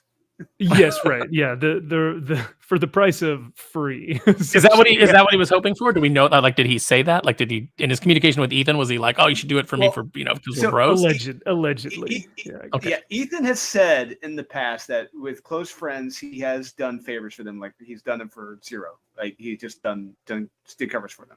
I think Yellow Flash was hoping for that deal. Okay. Gotcha. Okay. By the way, Josh, I know you were just thrilled by this information. You were just, this is so invigorating to hear all this interesting drama. So I'm giving you a hard time because, Chad, I know that for a lot of you guys as well, this seems monotonous and petty and ridiculous. And to be fair, a lot of it is. So I apologize if it feels very nonsensical, but. Are you wanting me to comment? Is that what you're saying? I was going to say, did you want to say anything? Because I know you feel a certain way, but look, here I will. Comicsgate peeps, I will address you directly. It's time to become adult men, which you are. So grow the fuck up. Stop playing your playground politics. Make your shit. Eric, love you, buddy. You're nice. I've had a good conversation with you. We've been on streams together. Your shit could be better. Ethan, I've also been on streams with you. You are very pleasant. You've got a lot of history, got a lot of insight. Stop fucking messing with people on Twitter and YouTube and just go fucking get your shit done. All right? All right. Good job. Go team. Woo. And break. That's what everyone puts their hands in. Fucking whiskey now. I love it. Thank you, McDizzy. McDizzy is fully out and out and about. So yeah, no, I think that for a lot of people, this can be tiring. This infighting can be exhausting. So I understand that, but I appreciate y'all in the chat hanging out with us tonight and going over more of this stuff. Yeah, and not just that, Max. It's just the fact that it was already things were kind of already slightly splintered, but this has really, really driven a stake in it and made a severe crack in the foundation of like bonds these guys had. It's such a good point. And look, here's the thing. I don't agree with everything these guys do. I do agree with the fact that we need a movement that's going to get outside of what this core comics creation has been. We need different ideas. We need people to actually stay true to just caring about the craft. But I think that is all more of the reason that when shit like this comes up, and you're as big as these two are in particular, you need to have enough self-worth and enough self-confidence to say, this is stupid bullshit. Don't comment it on it unless you're going to say, this is stupid bullshit. I don't know why we're talking about it. And go back to making your craft. Like, just go back to doing what you do. It would be so much better for that. You wouldn't have this nonsense, and you wouldn't give the other side like ammunition to throw back at you of, look, these guys can't even make their products and they can't even get along with each other. Like, that's where we are with this. Like, but Ethan loves drama, and he monetizes drama. Yes, listen, I love. He's done a live stream every day for almost 2 weeks now. It's ridiculous. Well, because it's red meat. It's red meat for the people. Ethan's got two distinct audiences. He's got the people that follow him because they love the drama and they find him entertaining as a YouTuber, and he's got the people that follow him because they love Cyberfrog and they want to support his book. And then there's some crossover, obviously, people who like both. But this is all red meat for the YouTube side of it, and I would be surprised if he hadn't made like 50, 60 grand in the last week just in super chats on this. So, or maybe more. I'm just ballparking here, but he's made more in super chats this week than probably a lot of the people that watch him or that buy his book or that are into comics are making in a year. So, I understand from the perspective of just pure capitalism, you're going to monetize the hell out of that. Ethan the other night put up his he was reviewing Isom 2. He put up his review of it, he did his markups, critiquing it and everything. It's up on eBay, or it was up on eBay, and it was going for several thousands of dollars. It was ridiculous. He essentially when he reviewed ISOM 1 and 2, he marked them up with a pen. So he actually went through them page by page and actually critiqued the book as a professional of the industry, and gave actual legitimate criticism. I know some of it was tongue in cheek, some of it was salty, some of it might have been whatever, but for the most part, I think there were some good criticisms in there. And he sold the book on eBay for a couple thousand, and he did the same thing with issue 2. So I think it was like 4K or something, and it was the first one, and I'm sure the second one will go for just as much. But Ethan loves this stuff. And I think he will even admit, he has a ton of fun with this. And I hate to say, but there are times where I am laughing my ass off at some of these live streams because they are so goofy and funny and entertaining, right? This is, for women, how they have Real Housewives and all these drama shows and stuff. For guys, this is I guess this is our, what would you call that? What's that trashy stories. Entertainment called? Well, for us, it's usually wrestling. Yeah, that's true too. Yeah, but because wrestling is bad right now, this is the next best thing. So no, WWE is good right now for the most part. Is it?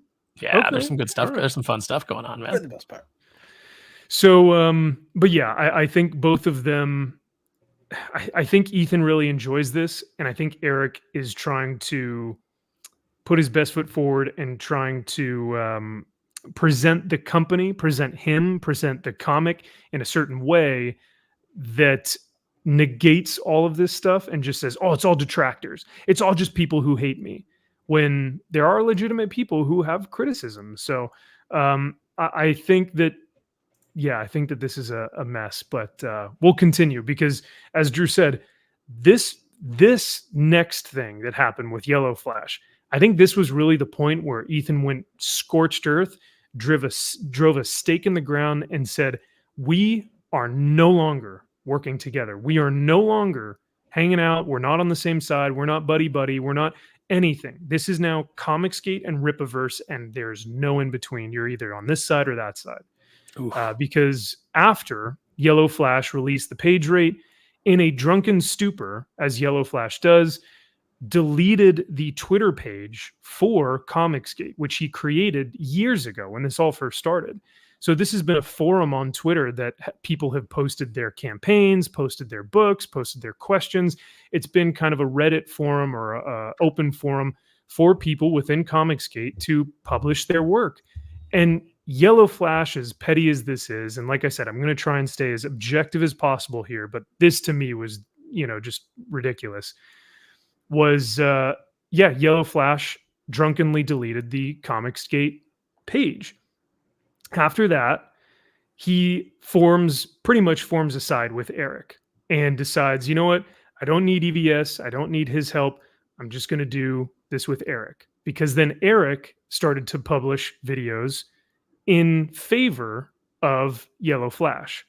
This drove EVS insanely mad. The fact that not only did Yellow Flash release his page rate, but then he deleted the forum that so many creators were on, that they loved being on and enjoyed producing their work on. So after that, Ethan, like I said, goes scorched earth, and he finds a video of Yellow Flash's artists talking about how they signed a contract that Yellow Flash's artists would get 40% of all the revenue, at least from what I'm understanding, 40% of the revenue that would come in from Yellow Flash's comic book. The comic hasn't been released. The comic hasn't even been talked about. No one even knows that Yellow Flash has been doing a comic in the first place, at least from my understanding. He'd mentioned it in passing. Like, he would mention he's working on something, but he wouldn't get into details about what it was. Gotcha. Yeah, and I think I guess I misspoke when I said that Ethan may have caused the divide. I think it was really this thing with Yellow Flash really trying to make the divide. And Kara, this is what we said before. I think a lot of this is really petty, and I think a lot of it is immature, and I think we're just ready for fucking good comic books. I think that's what everyone wants, and yet we're stuck in a lot of this drama, but it sells, right? It's YouTube. It sells, it gets clicks, it gets likes, it gets monetized, and it does well on YouTube. So all that being said, I think the sad thing is that ultimately I feel like it damages the independent comic community by dividing it up into a bunch of little fiefdoms. Absolutely. And, I see the dogged fans of either side just constantly attacking the creators. So that's the other problem, is that these cult of personalities form, and then you've got their followers just out there just sniping each other. So even if Eric and Ethan aren't beefing online at that moment, all of their followers are keeping it going, keeping all this division going, keeping all the the anger going, just slinging insults back and forth, and it's exhausting even as an outsider to look at. And at the end of the day, I thought the point was to be comic creators, not to be YouTubers. So the more you lean into YouTube drama, the more you take away from the comic side, and I think the more people potentially walk away. And I thought the goal was to save comics.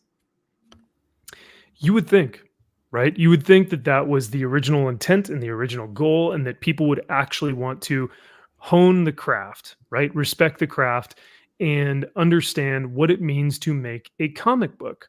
But as we get increasingly further into this, stupid infighting, it doesn't seem like anyone actually wants to legitimately create a good comic, but just have their comic be the best one, or to grift off of making comics, or, hey, I have a large audience, why don't I make a comic? Because I can make money from it, without any respect or love or understanding of the actual art form and craft of entertaining people in the comic book medium, which is what, like you said, which is what I thought this was all trying to do, right? Yeah. So Kara also just mentioned, she put, honestly, it's the drama vultures that are absolutely fueling this. And that is 100% why I made the comment that when things kind of started boiling up, when you have two guys that are as big as these two are, that's when they should have just been like, guys, this is stupid. What are we doing? Because you're going to have these, and I think it's a good term, these drama vultures that are already going to have their sides picked out.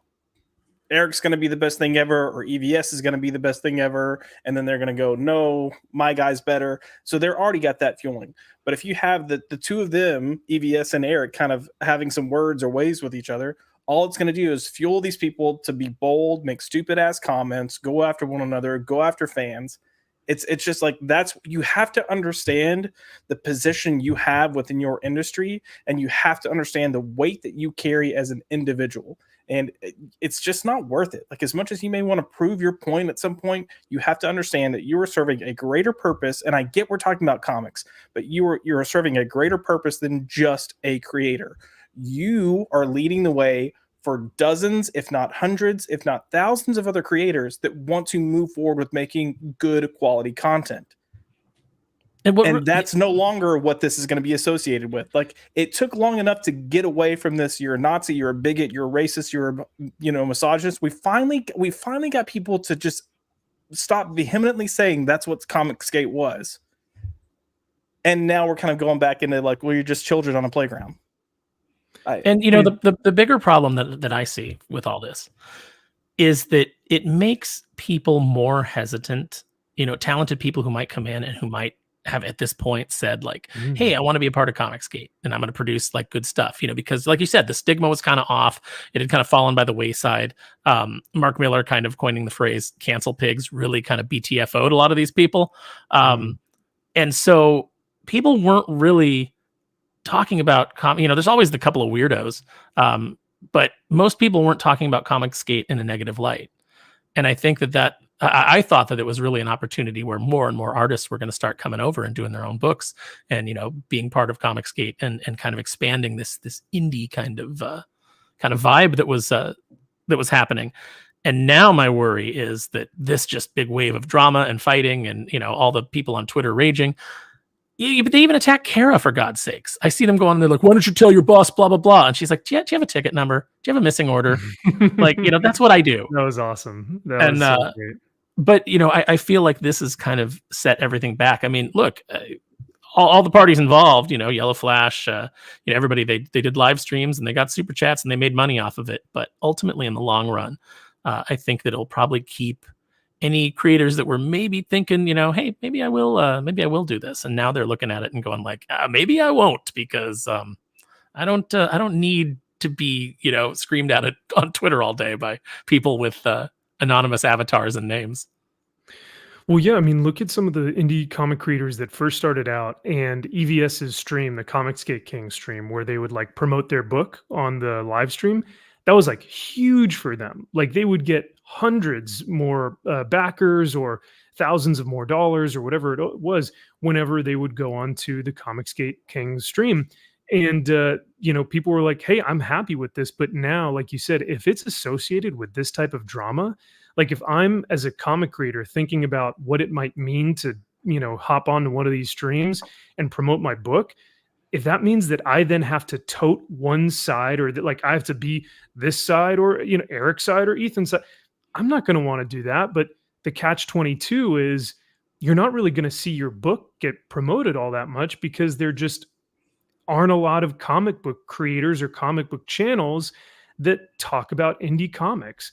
You have shills, that are talking about like, oh, this is the best Marvel comic ever or whatever. And then you have the people who are like my channel who say like, no, this is actually poorly made. So it is kind of difficult for these indie creators. They don't really know where to go, because they don't want to go here because they're afraid of the associated with the drama, but they also don't want to not promote it on YouTube because they're like, well, I have to I have to make some money from this, but people just aren't interested. I can't market it. So it is kind of a catch-22, but if you guys want to continue, I have a few more points, and then that'll kind of go ahead and finish up the timeline. I'm sorry, we keep interrupting your historical retelling. No, dude, this is great. You guys have brought up such good points in chat. Thank you guys for participating as well, because this is super interesting to me after being autistically, researching about this. But we'll just finish this up. So like I said, once Ethan goes scorched earth and kind of has this vendetta out for Yellow Flash, rightfully so, I must say, he goes and finds the artist for the Yellow Flash comic book, finds a video where the artist, Dillard, I believe is the last name, had not been paid, had made a back alley like contract of 40-60, that 60% would go to Yellow Flash and 40 would go to the artist, that the book had not been made, it had not been crowdfunded, all of this stuff. So once Ethan found that, he went for the throat and he started doing this trash cast thing, talking about how basically Yellow Flash was not paying his artist. And not only that, but the artist was in extreme. Sorry. Oh, I don't know what the hell that was. Okay, sorry. I was like, "Is everyone okay?" I thought someone fell. Oh, you know what? I have a bottle of water that's frozen on the counter, thawing out because I left it in the freezer too long, and it's doing that thing where it's like starting to change shape. So yeah, it fell over. Okay, no worries. I thought CG was breaking into Aaron's apartment, so I was like, whoa, no. Yeah, all of a sudden you thought Jim from Weird Science was on the on here. And his wife was coming in to hit him with a pan. Jim's wife is here. His wife was coming to get you. So this was the tweet that kind of, that Ethan was talking about, but Yellow Flash paid his artist in 40% ownership over the upcoming comic book he's drawing for Yellow Flash, with no advance against that ownership over the course of 6 months of sweat equity into the comic. And for a lot, once again, for a lot of comic book creators, that shit does not fly. You pay your artist, right? But because this was kind of a back alley deal, the artist was okay with it. The artist openly said, "Hey, I'm all right with this. I don't mind taking the 40%. It's not a big deal. We'll continue on." Not to mention that the artist's family had been in turmoil because they had a huge flood and they had to move out of their house. This was all during the time that Flash wasn't paying him. And so that also fueled the fire underneath Ethan's ass to Ethan start saying, "Pay your fucking artist, Yellow Flash. He's homeless. His family's, in need of money. You haven't paid him. You haven't given him advance. You fucked him over, all this stuff." So he took that and rolled with it. After Ethan kind of going after that, Eric came out with a live stream kind of promoting Yellow Flash and saying, "Hey, I understand what he did, and I think that the 60-40 is not a big deal. They made a contract. They are two, grown men, grown adults. They can do whatever they want. Stop getting involved." So then once Eric responded, Ethan came back and said, "You want to get involved with this too? Let's start looking at your comic book, Eric, and let's look at what your artist is doing," which is basically plugging and playing and dropping in 3D assets into the comic book, not sketching over it, not using a light box, not taking reference photos, dragging and dropping 3D assets into a comic that is worth $45 or that people paid $45 for. So that then started a whole nother conversation, and Yellow Flash was completely, he got lost and thrown out into obscurity because now the attention diverted towards Eric. I do want to pause real quick because a couple of comments I want to make. And look, in no way am I saying I support Yellow Flash, but I agree with Eric. If you're two grown adults and you're coming in and you're making a deal, that's on you. To the artist, I really don't know much about Dillard. Is that his name? I don't know what work he's done before. I don't know. But I will agree. If that's the deal you're going to make, like, live with the consequences. I will also add that when he started publicly kind of speaking to what his family was going through, and other people have backed this up, Yellow Flash did offer to send money to pay for things. He did offer to help. Dillard, from what I understand, turned it down, said, "No, I'm good." Mm-hmm. Where I think Yellow Flash fucked up is he is now damaging whatever compensation this artist is going to get, because now that he went on a drunken stupor spree and fucking ruined whatever relationship he had with Comicsgate, that is now hurting whatever profits this artist would have made. So if I were Yellow Flash and I knew I did that and I knew I fucked that up for this other person, I would come forward and do what I could and say, "You know what? We're not going to get the compensation that I thought we were going to get." Or maybe he's delusional and he thinks they're going to get more now. I really don't know. But he should then just, here's a paycheck for what we've done at this rate. You'll still get 40%. And move forward. So I'm looking at this guy on Twitter, Dillard Draws. I found his profile on Twitter. I guess he did the Buckler, like the Buckler covers, that crap under the comic. But I'm looking at his art, and I'm not going to lie. I'm thinking about hiring this guy myself to do some covers for Unholy Nightmare. because It's this artist is good, that right? good. Dillard's Yeah, it's Dillard's really- good. Yeah. I'm like, you know And- what? Hey, what's your rate? I'm not gonna blast it. Don't worry. Yeah, no, for real. And that's what's so shitty about this whole thing is I don't want to take sides with Eric. I don't want to take sides with Ethan.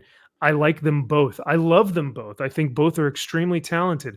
But you know who is at fault most of all out of this whole thing? It's Yellow Flash. This dude continues to burn bridges. He continues to his alcoholism has ruined not only himself, but other people's livelihoods, and not the fact that, yes, two grown men made a contract, made a deal together, but the fact that he's deleting the Comicsgate page, the fact that he is out there going to most likely ruin the profits for this book because he couldn't fucking handle his alcohol.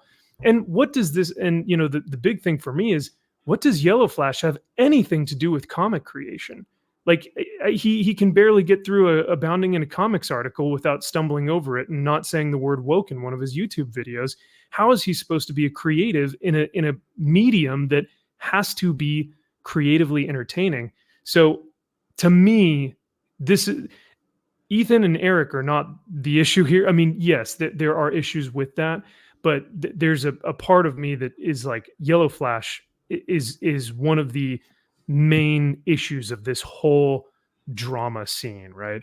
All that being said, the final thing, since then, EVS has actually been called out for some of his takes on Eric's ISOM book initially, because Ethan was fairly positive, fairly optimistic, and liked some of the things that Eric did in his first issue of ISOM.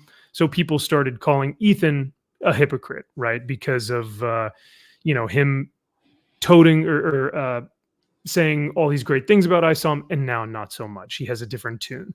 EVS has responded, but I haven't watched that stream yet, or I haven't gotten a chance to take notes on that. As for the debate, it's that whole thing was way too fucky for me as well.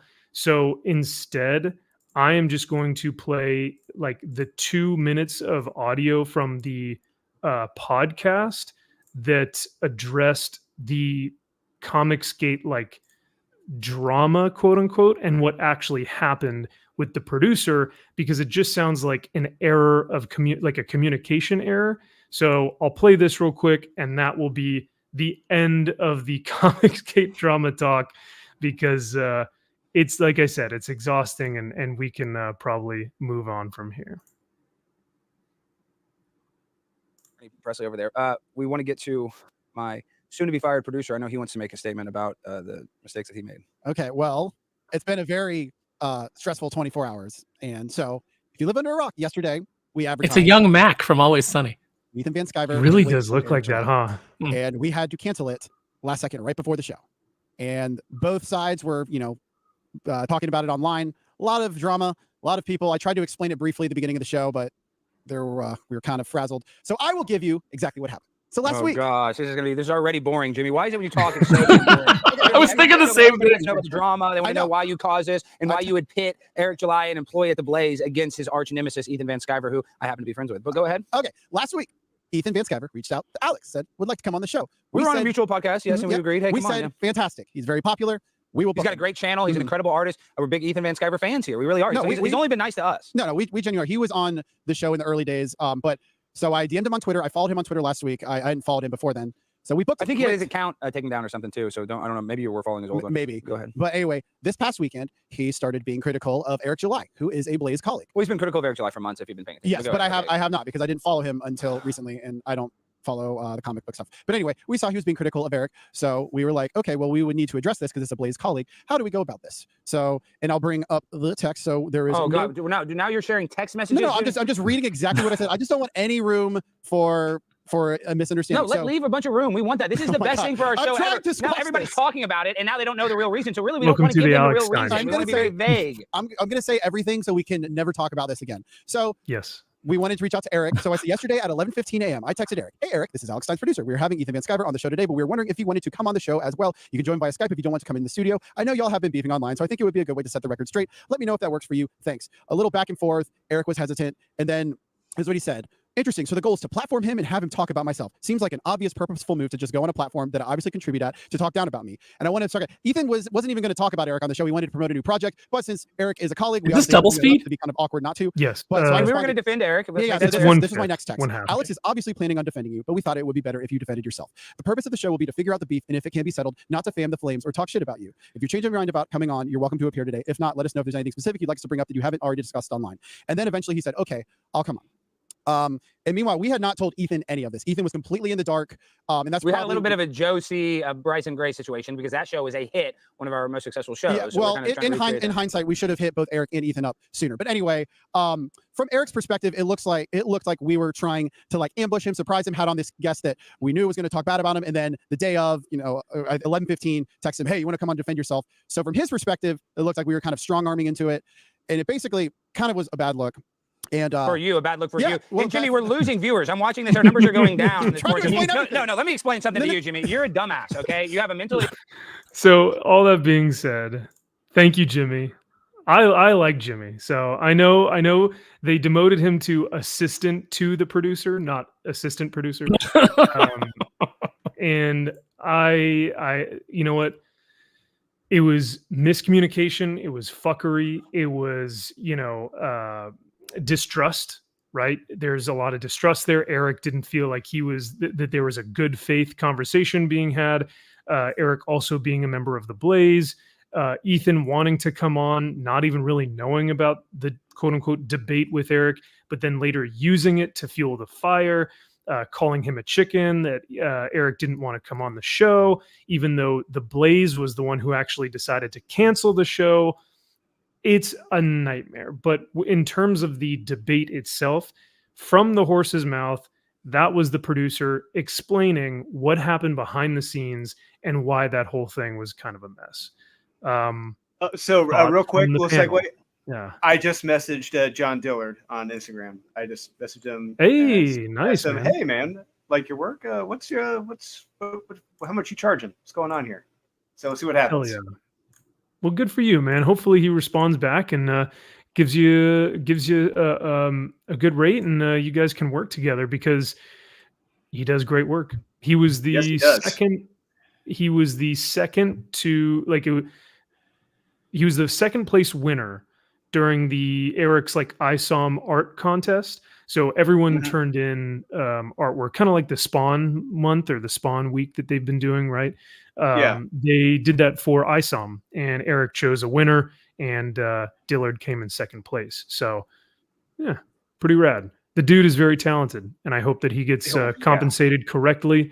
But like I said, because that's one thing I do. I pay my artists. That's all I got to say. I pay my creators. Oh yeah, no, of course. And we Drew pays his artists. He pays his editors. Drew pays.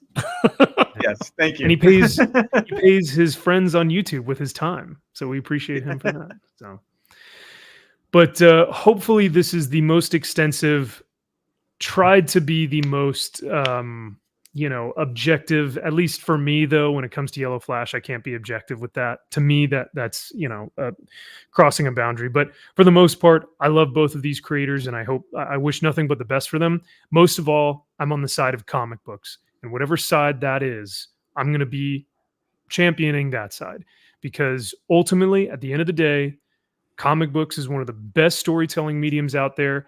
And all this drama and bullshit can fall to the wayside as long as we are getting good comic books, good storytelling, great character development, and people who genuinely care about the creative art and the medium of comic books. That's what we need. And I'm hoping that we get that sometime soon here. But well said, Max. Well said. I don't. Thank you. Ultimately, I think that there's short-term. This is short-term gain. This drama, you can monetize it and you can get some, this is the same problem I think that we see in the regular comic book industry is when people fall into short-term game thinking. And that's why we have all of the problems that we do in the industry. And I hate to see that sort of thing getting into the independent comic scene because I think that there is an opportunity to really build something viable here for years to come, for more than just a few personalities. I think it could be, something that reshapes the industry in a positive way and puts more control in the hands of the actual creators themselves. And it's a shame that a third party person who isn't even a comic creator got drunk and caused all this drama.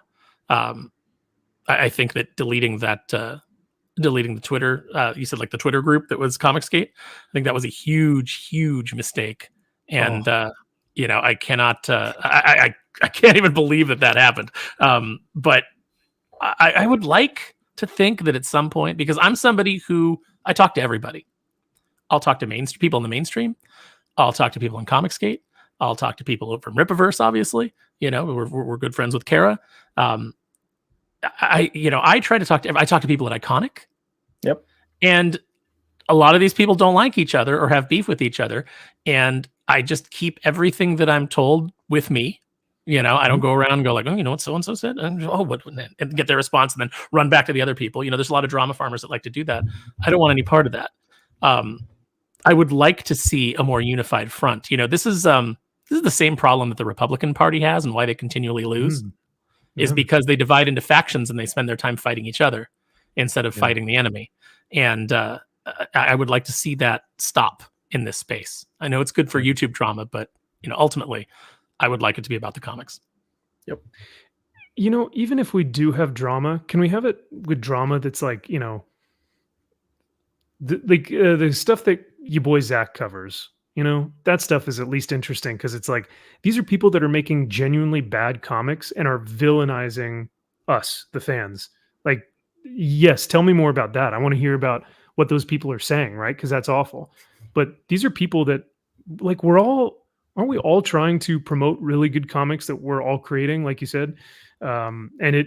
We all talk to everyone. And I think that petty squabbles of saying, hey, I disagree with that. Oh, well, now we can't be on the same side it's really hurtful to everyone. And it's disingenuous because I guarantee there are people that I disagree with that I love. And yet I can make fun of them and point the finger and go, I don't agree with you at all on that. Like, Drew, your brother Kyle, all four of us make fun of his shitty takes, right? And we love the guy like crazy, but we will school him and burn him every time he has a shit take, which is a lot. Yeah. How many times have I said, shut up, Kyle? As a brother, how many times have I said, shut up, Kyle? Every day. It's daily, if not more than once a day. Yeah, right. Yeah. So, I mean, look, my hope, again, and this is going back to what I said, what EVS and what Eric present for the industry, the movement that they are kind of like the faces for at this point, whether they want to be or not, they are. If they can put the pettiness aside, I think it would have been funny if Eric and EVS came together, and when EVS was critiquing the script, if they just did it together, almost like, okay, let me help you out. It is kind of like taking jabs, but you just gotta, I don't know, you gotta man up and take it and set a better example. I'm gonna say this. I've said this before, and I'm gonna say it again. Every one of you guys needs an editor. And I know that seems self-serving. That's very but apparent. And not that I think all of the CG book, there's obviously varying quality from book to book. Some need it more than others, but I think that everybody would benefit from it. I think that there's certainly things in every book that I've read that I'm like, oh, I could have helped you avoid that. Or I could have, given you a note on that. And I think there's a fear of like losing the creative control. Like if you have an editor, they're going to come in and you're going to fight with them. But I think Drew can attest that if you have a creative editor on your side, they're just going to help you avoid story pitfalls. They're going to point out things that maybe you didn't think of. That directions that you could take characters, because when we're working on this stuff, we're all very close to it, and we form our own blind spots on our own work. So I think that all this talk about quality and things like that, everybody get somebody who can help you do the best version of your story. And these guys are making really good money selling these books. It's not that expensive to get. It doesn't have to be me, but just get somebody who's a professional storyteller, professional editor that can sit there and go through your script and give you notes then you can choose to discard if you disagree. But at least you've got other pairs of eyes that are qualified to be looking at it, and that aren't what you need is a Maria Lucas. You need that type of person to look at your work. You don't need a Rick McCallum, a guy who's just like, it's great, everything you did is great here, it's fantastic, like that. And that's how we got the Star Wars prequels. I would rather you guys be making the original trilogy than Star Wars prequels. So and definitely more than I would like you to be making Star Wars sequels. So, just consider it. Also, like I want to just point out a comment. So Andino in the comments had put Eric can't handle it because he talks good game, but he knows nothing of comics. I think we also have to realize, as people that want to support the free thinkers creating products, Eric is new to the game. Like, there's going to be learning curves. He's going to have stuff that he's got to figure out, and the only way you're going to do that is with experience. What Eric has done, though, is he's tapped into a market unlike anyone else has in terms of getting something funded. There's a win-win here. There's benefits on both sides, and I'll even turn to Drew in terms of, like, you've got to kind of learn and hone your craft, because it is a craft. It is something you have to work and improve. If you talk to Drew will tell you up front where he was when he wrote his first comic. He is a completely different writer now. He is a better writer now. He's figured out how to pace books, how to lay out books. Like, he has gotten distinctively better as a writer from experience, from trial and error, from having other people that are around him give him feedback so he can learn from it. It's going to be a process. Yeah, you're 100% correct. Josh, because if you look at the very first time I wrote Born of Blood, it's very, very different. And it's honestly, it's because of guys like Aaron Sparrow and Joe Corallo, the other guy I have to give mad props to, like, really helping mold me into a better writer and just showing, like, points that wouldn't work, and I'd like to think I'm starting to catch a lot of those errors that I used to make a lot more when I was starting off a year or so ago. Absolutely. And I think too, Drew, with your comics, you're telling people that you're offering a great book. You're offering your art, your entertainment, your something that you've slaved over, that you have a passion for. And I think that's great. I think too, what Eric has done with the Rippaverse is he has kind of introduced his comic as a counterculture to Marvel and DC. And what that does is it raises it to a level that is like almost impossible to reach in terms of like the extent of how big it is. And so I think and there's nothing wrong with Eric saying, like, hey, I want to introduce something that is going to rival and directly compete with Marvel and DC. There's nothing wrong with that. But now he's learning that now it has to live up to that status, right? If you are going to claim something that is bold enough to say, I am releasing something that is completely countercultural to Marvel, DC, and it is going to directly compete with them, it has to be on that level of quality, of storytelling, of artwork. And though Marvel and DC have shit quality right now in their storytelling and characterization, that doesn't mean that we can't just put anything out and expect it to do good. So I think that's where we also have to recognize, like, where we're at within an indie comic space and independent comic space, and say, we can release stuff that's good, but if it's going to directly compete with the big two, it still needs to be great. It needs to make other people recognize it, not just your fans, not just your supporters, but people who, are outside of this space coming into it. So so another thing we piggyback what you just said is that for 2 years, 2 or 3 years, Kyle and I we would review new comics every single week. Up to 40 new comics every single week. They were good, mid, or bad. And there is no way on earth, in heaven, hell, purgatory that I would ever write a comic that I knew was skip it. I could never do that. I would never, ever phone in a comic like that because I got that integrity. I couldn't do it. So every comic, every project I'm a part of, I'm swinging for the fucking fences. I want them to be kick-ass comics, and I like to think Unholy Nightmare itself is better than anything from Marvel or DC. And when people read it, they're gonna be blown away. And I will say with Kara's comment here, for what ISOM is, ISOM #1, I liked it, right? And I even reviewed it and I said that I enjoyed it for what it was, and I recognize that it's Aaron's first book. Or sorry, Eric. excuse me, Eric's first book. I'm thinking of you.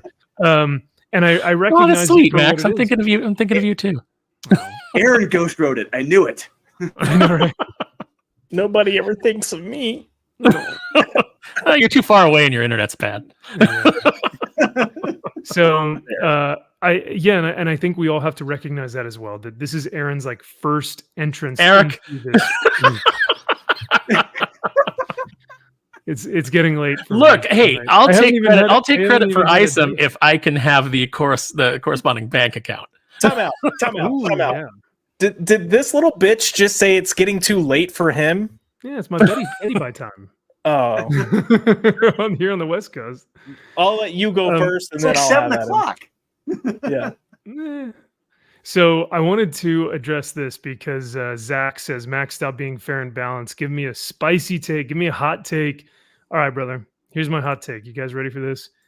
Maybe it's hot, maybe it's not, but I think it's fairly hot, and maybe people might get upset about this.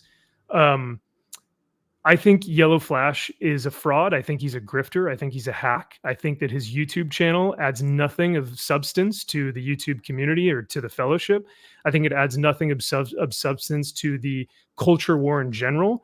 I think that he has been riding off the coattails of other major YouTubers. And because he's a fairly nice guy and because he may be funny when he's drunk, that people like him. And now that he's creating a comic, I guarantee you that though he's probably read a lot of comics, I don't think he knows how to make it. And I think he's trying to ride the coattails once again by being a parasite and eating off of the scraps of what Eric July has done. And what he's tried to do, Yellow Flash, is hitch his wagon to either EVS or Eric. And by trying to decide which one, he caused this division, and it's his fault for a lot of this drama. That's my fucking fire hot take if you want one, Zach. So there you go. I've been cooking that for a while. It's been baking in the oven. Spoken like a fence-sitting little bitch. I don't know. Wait, That real? I'm That was very that was fiery. I think that felt like for you me, came off the top rope. Yeah. For me, You were like, just, I meant to say that's oh yeah. boom, let's go. First of all, I want to thank Mike Has Bad Knees for saying let's get Aaron paid. I appreciate that. Yeah, let's just pay to go Aaron. just to go back to Kara's post. It's a learning curve as well. There's obviously growth between ISOM 1 and 2. We are humans and we aren't perfect. Yeah, that's absolutely true. I actually enjoyed ISOM 1 more than ISOM 2. Absolutely. I think that there's definitely cracks in ISOM 2 that I read, not just as a fan, but also as an editor that that could have been warned against. But here's the truth of what Kara's saying. It is a learning curve. Eric learned, hey, I can't do this all on my own. I need to bring people in. And so he's not only making comic books, but he's employing people. He's employing his artist. He's employing, his letterer, his colorist. He's employing Kara. He's employing fulfillment people. He's built an actual business that employs and gives jobs to other people. And he's hired industry pros that have stellar reputations and stellar ability, like Chuck Dixon. Chuck Dixon can come in and he can tell a story and he can build a world and he can give you exciting comic book action. So, he is building something. He is learning and he is growing. And I think that, and I know that he's got an editor on Yaira. I was on a World Class Bullshitter stream with him. So, he is looking at mistakes that he's made in the creation of these, these first two books, or maybe things that he didn't know, and he's correcting them. So I think that you've got to give credit where credit's due on that. And that is kind of an interesting take because there's a part of me that's like, maybe if Eric stepped back and just became the businessman, right?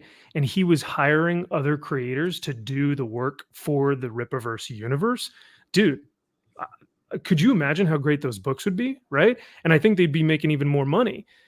But what Eric wants to do, I don't think is that. I think Eric wants to be the writer, creator, everything of the book and business owner. So I think that's where it's tough because as much as I love and respect his hustle, like more than anything, the dude works his ass off and I respect the hell out of that. And I like the guy a lot. he's still growing in his writing space. Like he's still growing as a writer. And it just depends on if people are willing to pay $35, $45 for a book as he's growing, as he's learning. So in the meantime, though, like you said, hire some new talent, or hire some talent that's not being utilized. Hire the Chuck Dixons. Hire the what's his name? Did Punisher? The Mike Baron, right? Yeah. Hire these guys. Hire you to start editing some of this stuff. And I think that would be an incredible way to keep the Rippaverse universe going, to have some really creative talent on there while he's still learning to write. But Grifter, I see in the chat, brother. I don't know who you're talking about though. If you want to drop it in a super chat, let me know, or if you want to DM me, let me know. But yeah, I don't want to go into too much of a conspiracy theory here. This is just, all this stuff is public. It's on Twitter, it's on YouTube, so I try and just stay in that realm. But hey, who knows? Conspiracy theories have been proved before at this point. So yeah, but thank you guys for hanging with me while I went scorched earth there for a few minutes while everyone was just like, oh, Maxfield. I know Max all of a sudden is like, I don't like your jerk off name, I don't like your jerk off face, and I don't like you because you're a jerk off. Oh man. So we do have one more topic. It's going to be really quick because I just thought that this was fairly interesting and actually kind of funny, as weird as that sounds, but you'll get it once you see it. So Gary, I mean, we all love Nerdrotic over at, or we all love Gary over at Nerdrotic, and some of his thumbnails from the great, the brilliant, the classique artist Perry Chan. Some of his stuff, some of his Photoshop is wild, and it's so funny. It is goofy, it's out there, it's offensive, it's everything. And for the most part, it gets clicks, right? It's bright, it's bold, it's whatever. So Perry's doing a great job with these. Wow. What did you say? It's hip. It's now. Yeah. It's wow. Now, and it's wow. Aaron, keep your eye out, brother. Keep an eye out. Oh, thank you, Kara. Yeah. I also want to thank Cajun Corey before I forget. He put in the chat, Aaron and Murphy's work on Death Rage was great. I really enjoyed that comic series. Thank you so much, man. That was a weird experience, and I'll talk about it more sometime. It was a great experience, but it's the first time I've ever come in where 4 issues are technically done of like 2 different books, and then been asked to like kind of reimagine them and bring them closer together and kind of make a more cohesive universe out of them. And I had a lot of fun working with Murphy on and doing just that. And I think that Death Rage came out a little bit better than Miss Meow. But I'm proud of both of those books with the way that we pulled those off. So yeah, Death Rage is just fun. Death Rage is wild and crazy and fun. I love that hallucination issue where he's just the art changes. I love that issue. Oh yeah, where we got James Silvani to come in. Yeah, the first issue. And James came in and drew and Emilio Urnola was the artist on that book, and Gaston Zubeldia, the colorist. And of course, great letters by Joel Rodriguez, which really got called out in a review that I saw. They really focused on the letters, which is nice because letters don't often get that much recognition. But everybody on that was just really excited about it and trying to do their best work. So I'm glad that you enjoyed it. Hell yeah. Yeah, I remember Cajun, we were at Dallas Fan Expo, and he came up to the Merc booth, and he said, so what you got for me, right? Give me your pitch. And so we said, well, if you like, sexy ladies, you might want to go for Miss Meow. But if you like sexy, strong ladies, you might want to check out Born of Blood. But if you love a kind of a crazy, assassin, funny Deadpool-like character with more violence, with more action, with more everything, go with Death Rage, right? And he goes, yeah, I'll take Death Rage then. He bought the whole set there. It was awesome. And so Cajun, I'm really glad to hear that you liked it. But and yes, thank you, Mila. I appreciate it. And to our wonderful, beautiful Kara, love you, and I'm sorry I couldn't hang out with you this morning. But let's all give a huge congratulations to Kara for getting past 4K subs on her YouTube channel. Hell yeah! Let's start the wrestling chant. You deserve it. You deserve it. So in lieu of what's on the screen right now, I'll do this. Oh, I see. Okay, I see what you did there. Yeah, we have to snap or do this. Can we do jazz hands? Because some people are very triggered by applause. This is applause and ASL, man. Come on. I know it is. I dated somebody who knew ASL. I learned a little bit and then promptly forgot it. So, Josh, are you clapping at this Twitter post saying that they want to have sex with Gary? I mean, look, I have been around Gary. I've sat at a table, with him and had conversations, and he seems like a very nice, sweet man. So who wouldn't? Who wouldn't? I mean, he seems like a cuddler, and afterwards you could just watch Lord of the Rings. Who wouldn't enjoy that? Yeah, or talk about comics. Wait, guys, hold on a second. I'm rereading this though. We gotta fuck this bitch already. Oh no! Does it say something else? Does it say we gotta? Is that a death threat? Is that what I'm reading? Shit this bitch. Oh. Shit this bitch. We gotta hug. We gotta hug this bitch already. Yeah.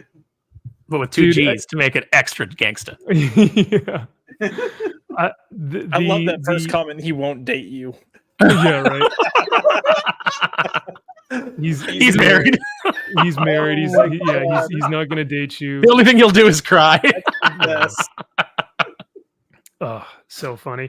But yeah, no, these are the people that are openly sending death threats to a dude, not because they've watched his video, but because they were meanie poo poo upset by the thumbnail.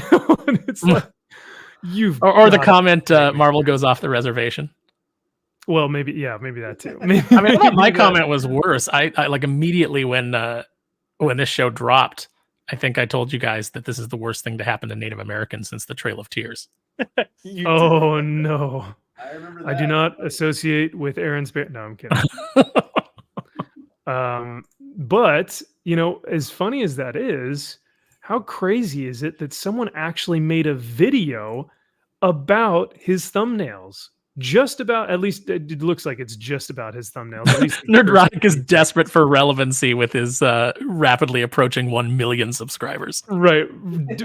Rapidly approaching 1 million. Like, I think he's at 960, 950 or something. Those days are behind him. Am I right? Am I right? Am I right? And this first comment says, this video is the YouTube definition of projection. So but I mean, you know what? Hey, I always try and keep things objective on here. I try to be fair and balanced. So let's give him a listen. Let's 648 subs, man, versus Gary's 960. Hell yeah. I can see where this guy has he's just got the gravitas to make that statement that has for relevancy. Manipulation, lying, horrendous thumbnails, and constant spewing of the term woke in MCU is pretty funny. I mean, come on. Even though people who hate it, Grace Randolph herself was like, as offensive as the MCU is, there's no denying that it's real. And it's like, wait, you just didn't a lot of Cox say MCU on the red carpet in ASL? Her translator said MCU. Yeah, there you go. MCU. Yeah. It's undeniable at this point. But you know what? This guy has a kind of a British accent, so I think that that gives him. I think I want to listen to him. Yeah. Is something we don't often see put together, let alone all four coming from one person. A person who has somehow managed to garner an audience of over 900k large off the back of pretending to care about the media he watches. Oh, Gary cares about the media he watches. Yeah, pretending to care about it. No. Not that the dude owned a comic shop. Not that his entire room is filled with, I would say, easily over 6 figures of easily comic books, movies. I mean, the collectibles alone, like the exclusive stuff that like no one can get their hands on. This dude has it.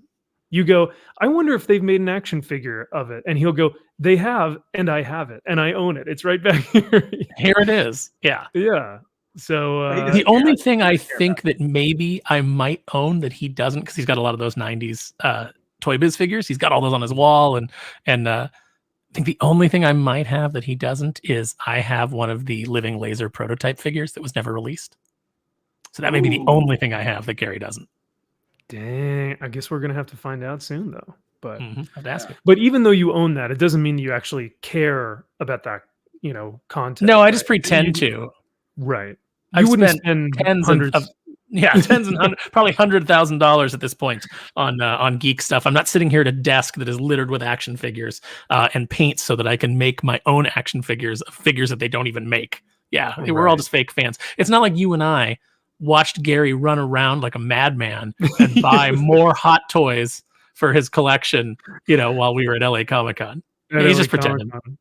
And I guarantee you, like even when we were at San Diego Comic-Con a few years back, I'm pretty sure he bought doubles of stuff. He was like, I forget if I have this or not, so I just bought a second one just in case I have it. I don't have it or I do.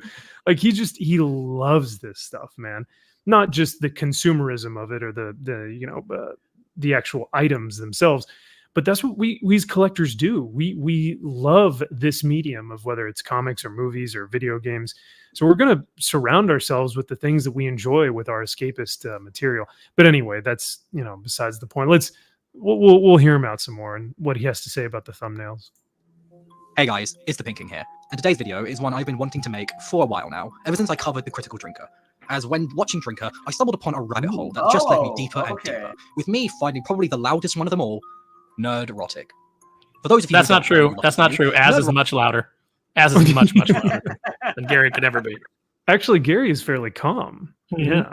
But now, we'll have to watch the one that he did about Drinker, though. Supposedly, the Pink King has done a Drinker video, so we'll have to watch that one next. Az is going to be Nerdrotic pissed. is a commentary. What? Az is going to be pissed. Oh, yeah. Can we also acknowledge who I feel is pure poison? How gay the name the Pinky King is? Like, what the fuck, man? I think it's just the Pink King. Oh, but it's still fucking gay. It's still bad. And you're British. I mean, is it a derogatory term? Like he likes chicks? Never mind. I'm not going to say anything. One in the Pink King. Yeah, one in the something like Stink that. One of the King? things. Yeah, he likes the. Yeah. Likes the, pink. The lady men. I don't know. Maybe. We should put a comment in his. Put a comment and ask him. Oh yeah. Well, I mean, out of the 241 comments and 330 downvotes, I'm sure he'll see it at some point. To the YouTube platform, specifically the film side of the platform. Don't believe me? Well, let's just take a look at his channel, will we? Okay. These you might know these are great. These are the best ones. He chose like the best ones to promote him. Oh, anytime anyone uses that Rachel Ziegler going, oh, weird. It's weird. It's weird. And the Ray with the big muscles. Oh, you gotta. And there's Cartman Kennedy. Yeah. Oh yeah. Make it late. Make Put a chicken in. Put a chicken. I said I want my linguine. Flame. I want a chicken in it. I don't know if we could do that. Yeah. Notice immediately. Nerdrotic's thumbnails. They instantly catch your eye with just how absurd and downright insulting they are. Now, thumbnails to me are a clear sign. Yeah, I don't find them insulting. No, I think that they make you laugh and then they make you go, okay, what's this about? And that's what a thumbnail is supposed to do. Yeah. That's why Gary has almost 1 million subs, and Pink Drink here is working on hitting 300. I will also add in, people like to talk shit about clickbait thumbnails or titles. Yeah. But the whole point is to click it, and you're doing it. If you go in and you watch his videos, a lot of times they're giving a very, quality breakdown of what does or does not work. They tell you why. They tell you what they would have done differently. It's not just someone being like, someone pulling a yellow flash being like, it's woke, and that's it. Like, oh, there you go. Sorry, let me throw that out there. But it's not somebody just like going through and just reading an article off of a website and then occasionally throwing in, a not very insightful comment. and then just at the end you've just watched somebody read an article for you. Yes, yeah, no, that really is. And even like a Ryan Kinnell, I respect more and I have more enjoyment out of, because he's charismatic. He can do these one take videos where he's got energy and charisma, and he's referencing like different articles. So maybe he is a news source, right? He's reading these articles, but he's also offering a take that people can enjoy for like bite-sized little moments of their day, like 3 to 4 minutes, get exactly what they need to know, and then they can get out of there. And if you've actually talked to Ryan like in person, he's actually a really genuine, like kind person, but he really doesn't want anyone to know. And the fact that he's actually like very intelligent. I had a great conversation with him at the meetup we went to. Yeah. Well, and another thing that I find funny on the video is that the Pink King decided to choose this thumbnail as well, which is like, hey, this is him giving praise to the One Piece show, and it's a triumph, right? Like it's awesome, the best show of 2023. So Gary does talk about the things that he likes as much as he talks about the things that he dislikes. There's just more to not like right now, yeah.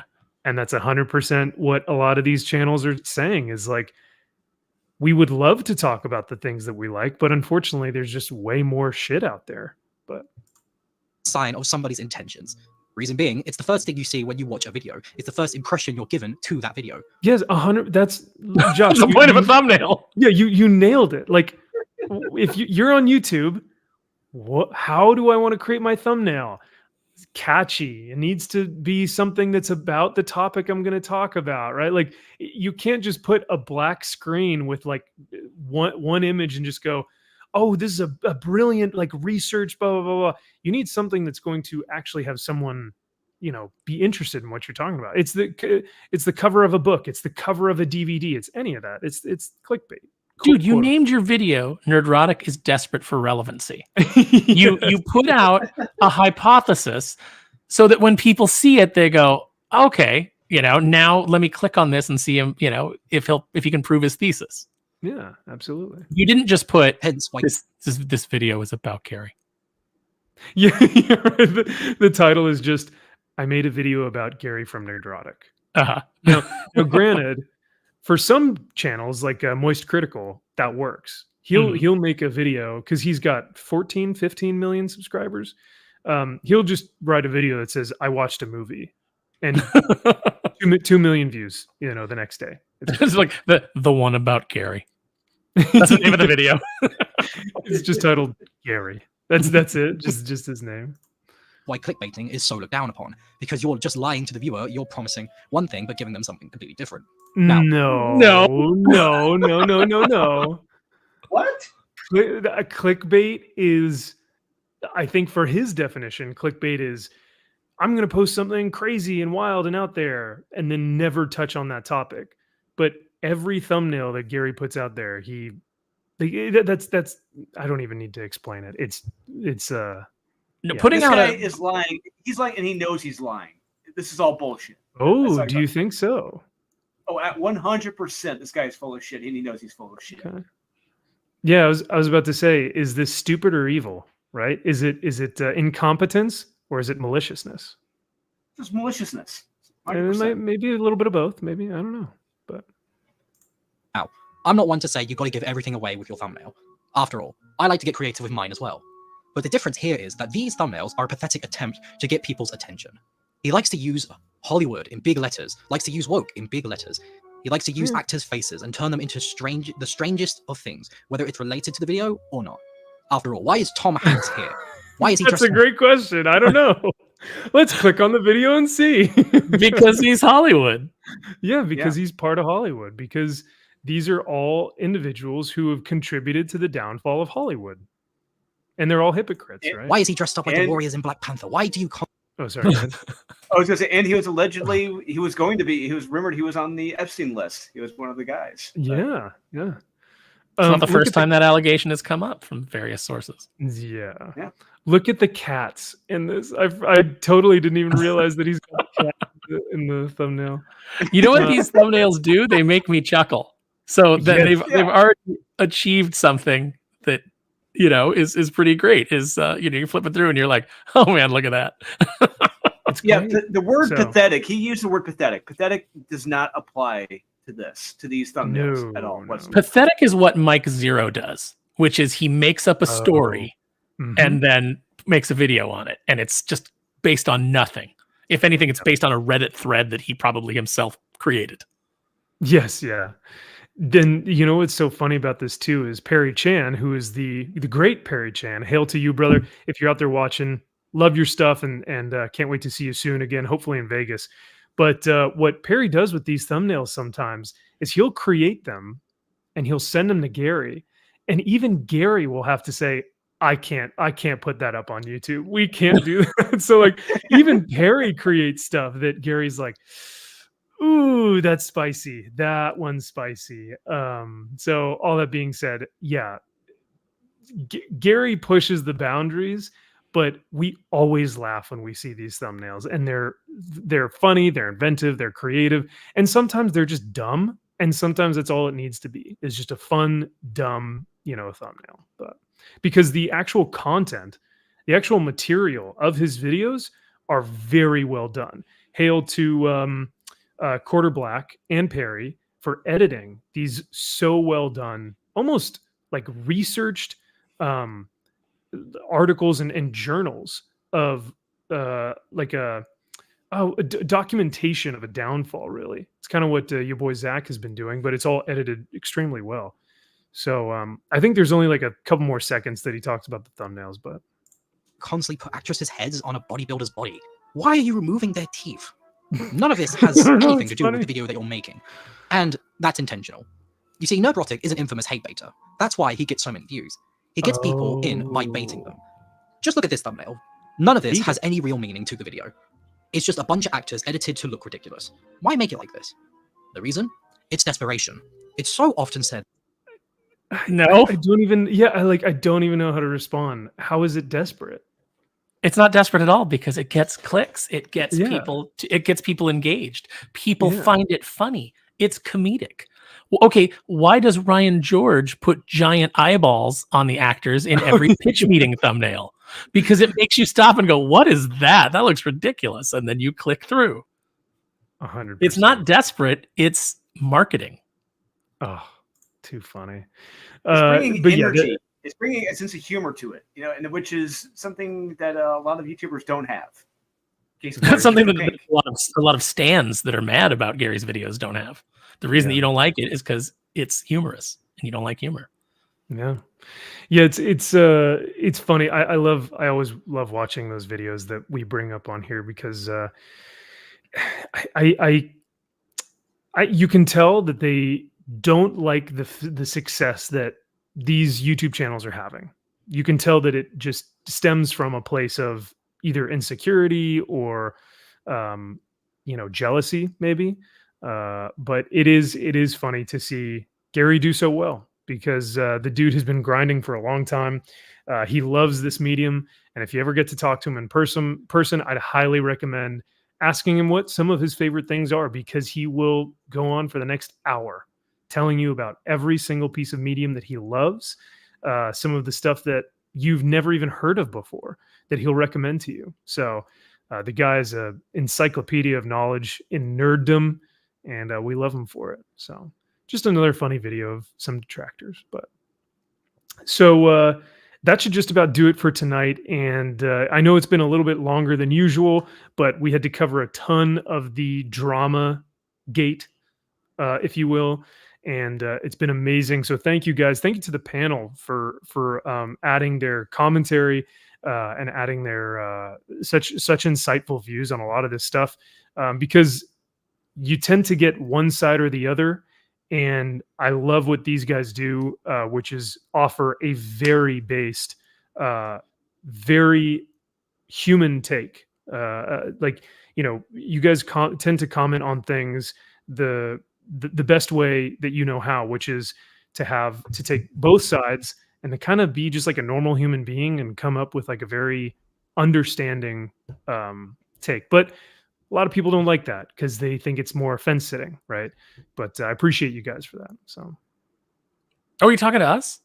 Yeah. Oh, thank you. Thank you. No, I mean, I think that we just try to think things through. We try not to be reactionary. And, whether you agree or you disagree, at least we're always trying to give you our honest take on something and, the kind of thoughts that we have. I think one of our biggest complaints in these spaces is, part of the reason that we love doing YouTube is because there's so many spaces where you're not allowed to ask questions. You're not allowed to make jokes. You're not allowed to, to discuss these things. You're just supposed to accept the dogma, just suck it down and then ask for the next, little bit of programming. And none of us have ever been that way. So, we want to know what's going on. We want to be able to ask the questions. We want to be able to have these discussions and have them with you guys in the chat. You're perfectly welcome to disagree with us. We will, as long as you're doing it respectfully, we will respond respectfully. When we had some people disagreeing with this in the chat tonight, and that's totally fun. Yeah. But I was just gonna say I know I'm fucking awesome, and I was waiting for you to actually say something that was worthy of my presence. But that's right. Show off that sexy little helmet. No, and look, I will say this. I think the reason we tend to have good conversations, especially between the four of us, is we all know we're coming from a place of good faith. And that's something that we've brought up before that people not having when they come into conversations. And there's times that we all have disagreed with one another, but we still show up here every week. We still are friends. We still communicate on a daily basis. And it's because we know where we come from. And then sometimes some of us might have base takes like Wakanda Forever is a great film that nobody else understands. Or some Yahoo might think Conan the Barbarian was the #1 comic of 2023. I take back what I said about Josh.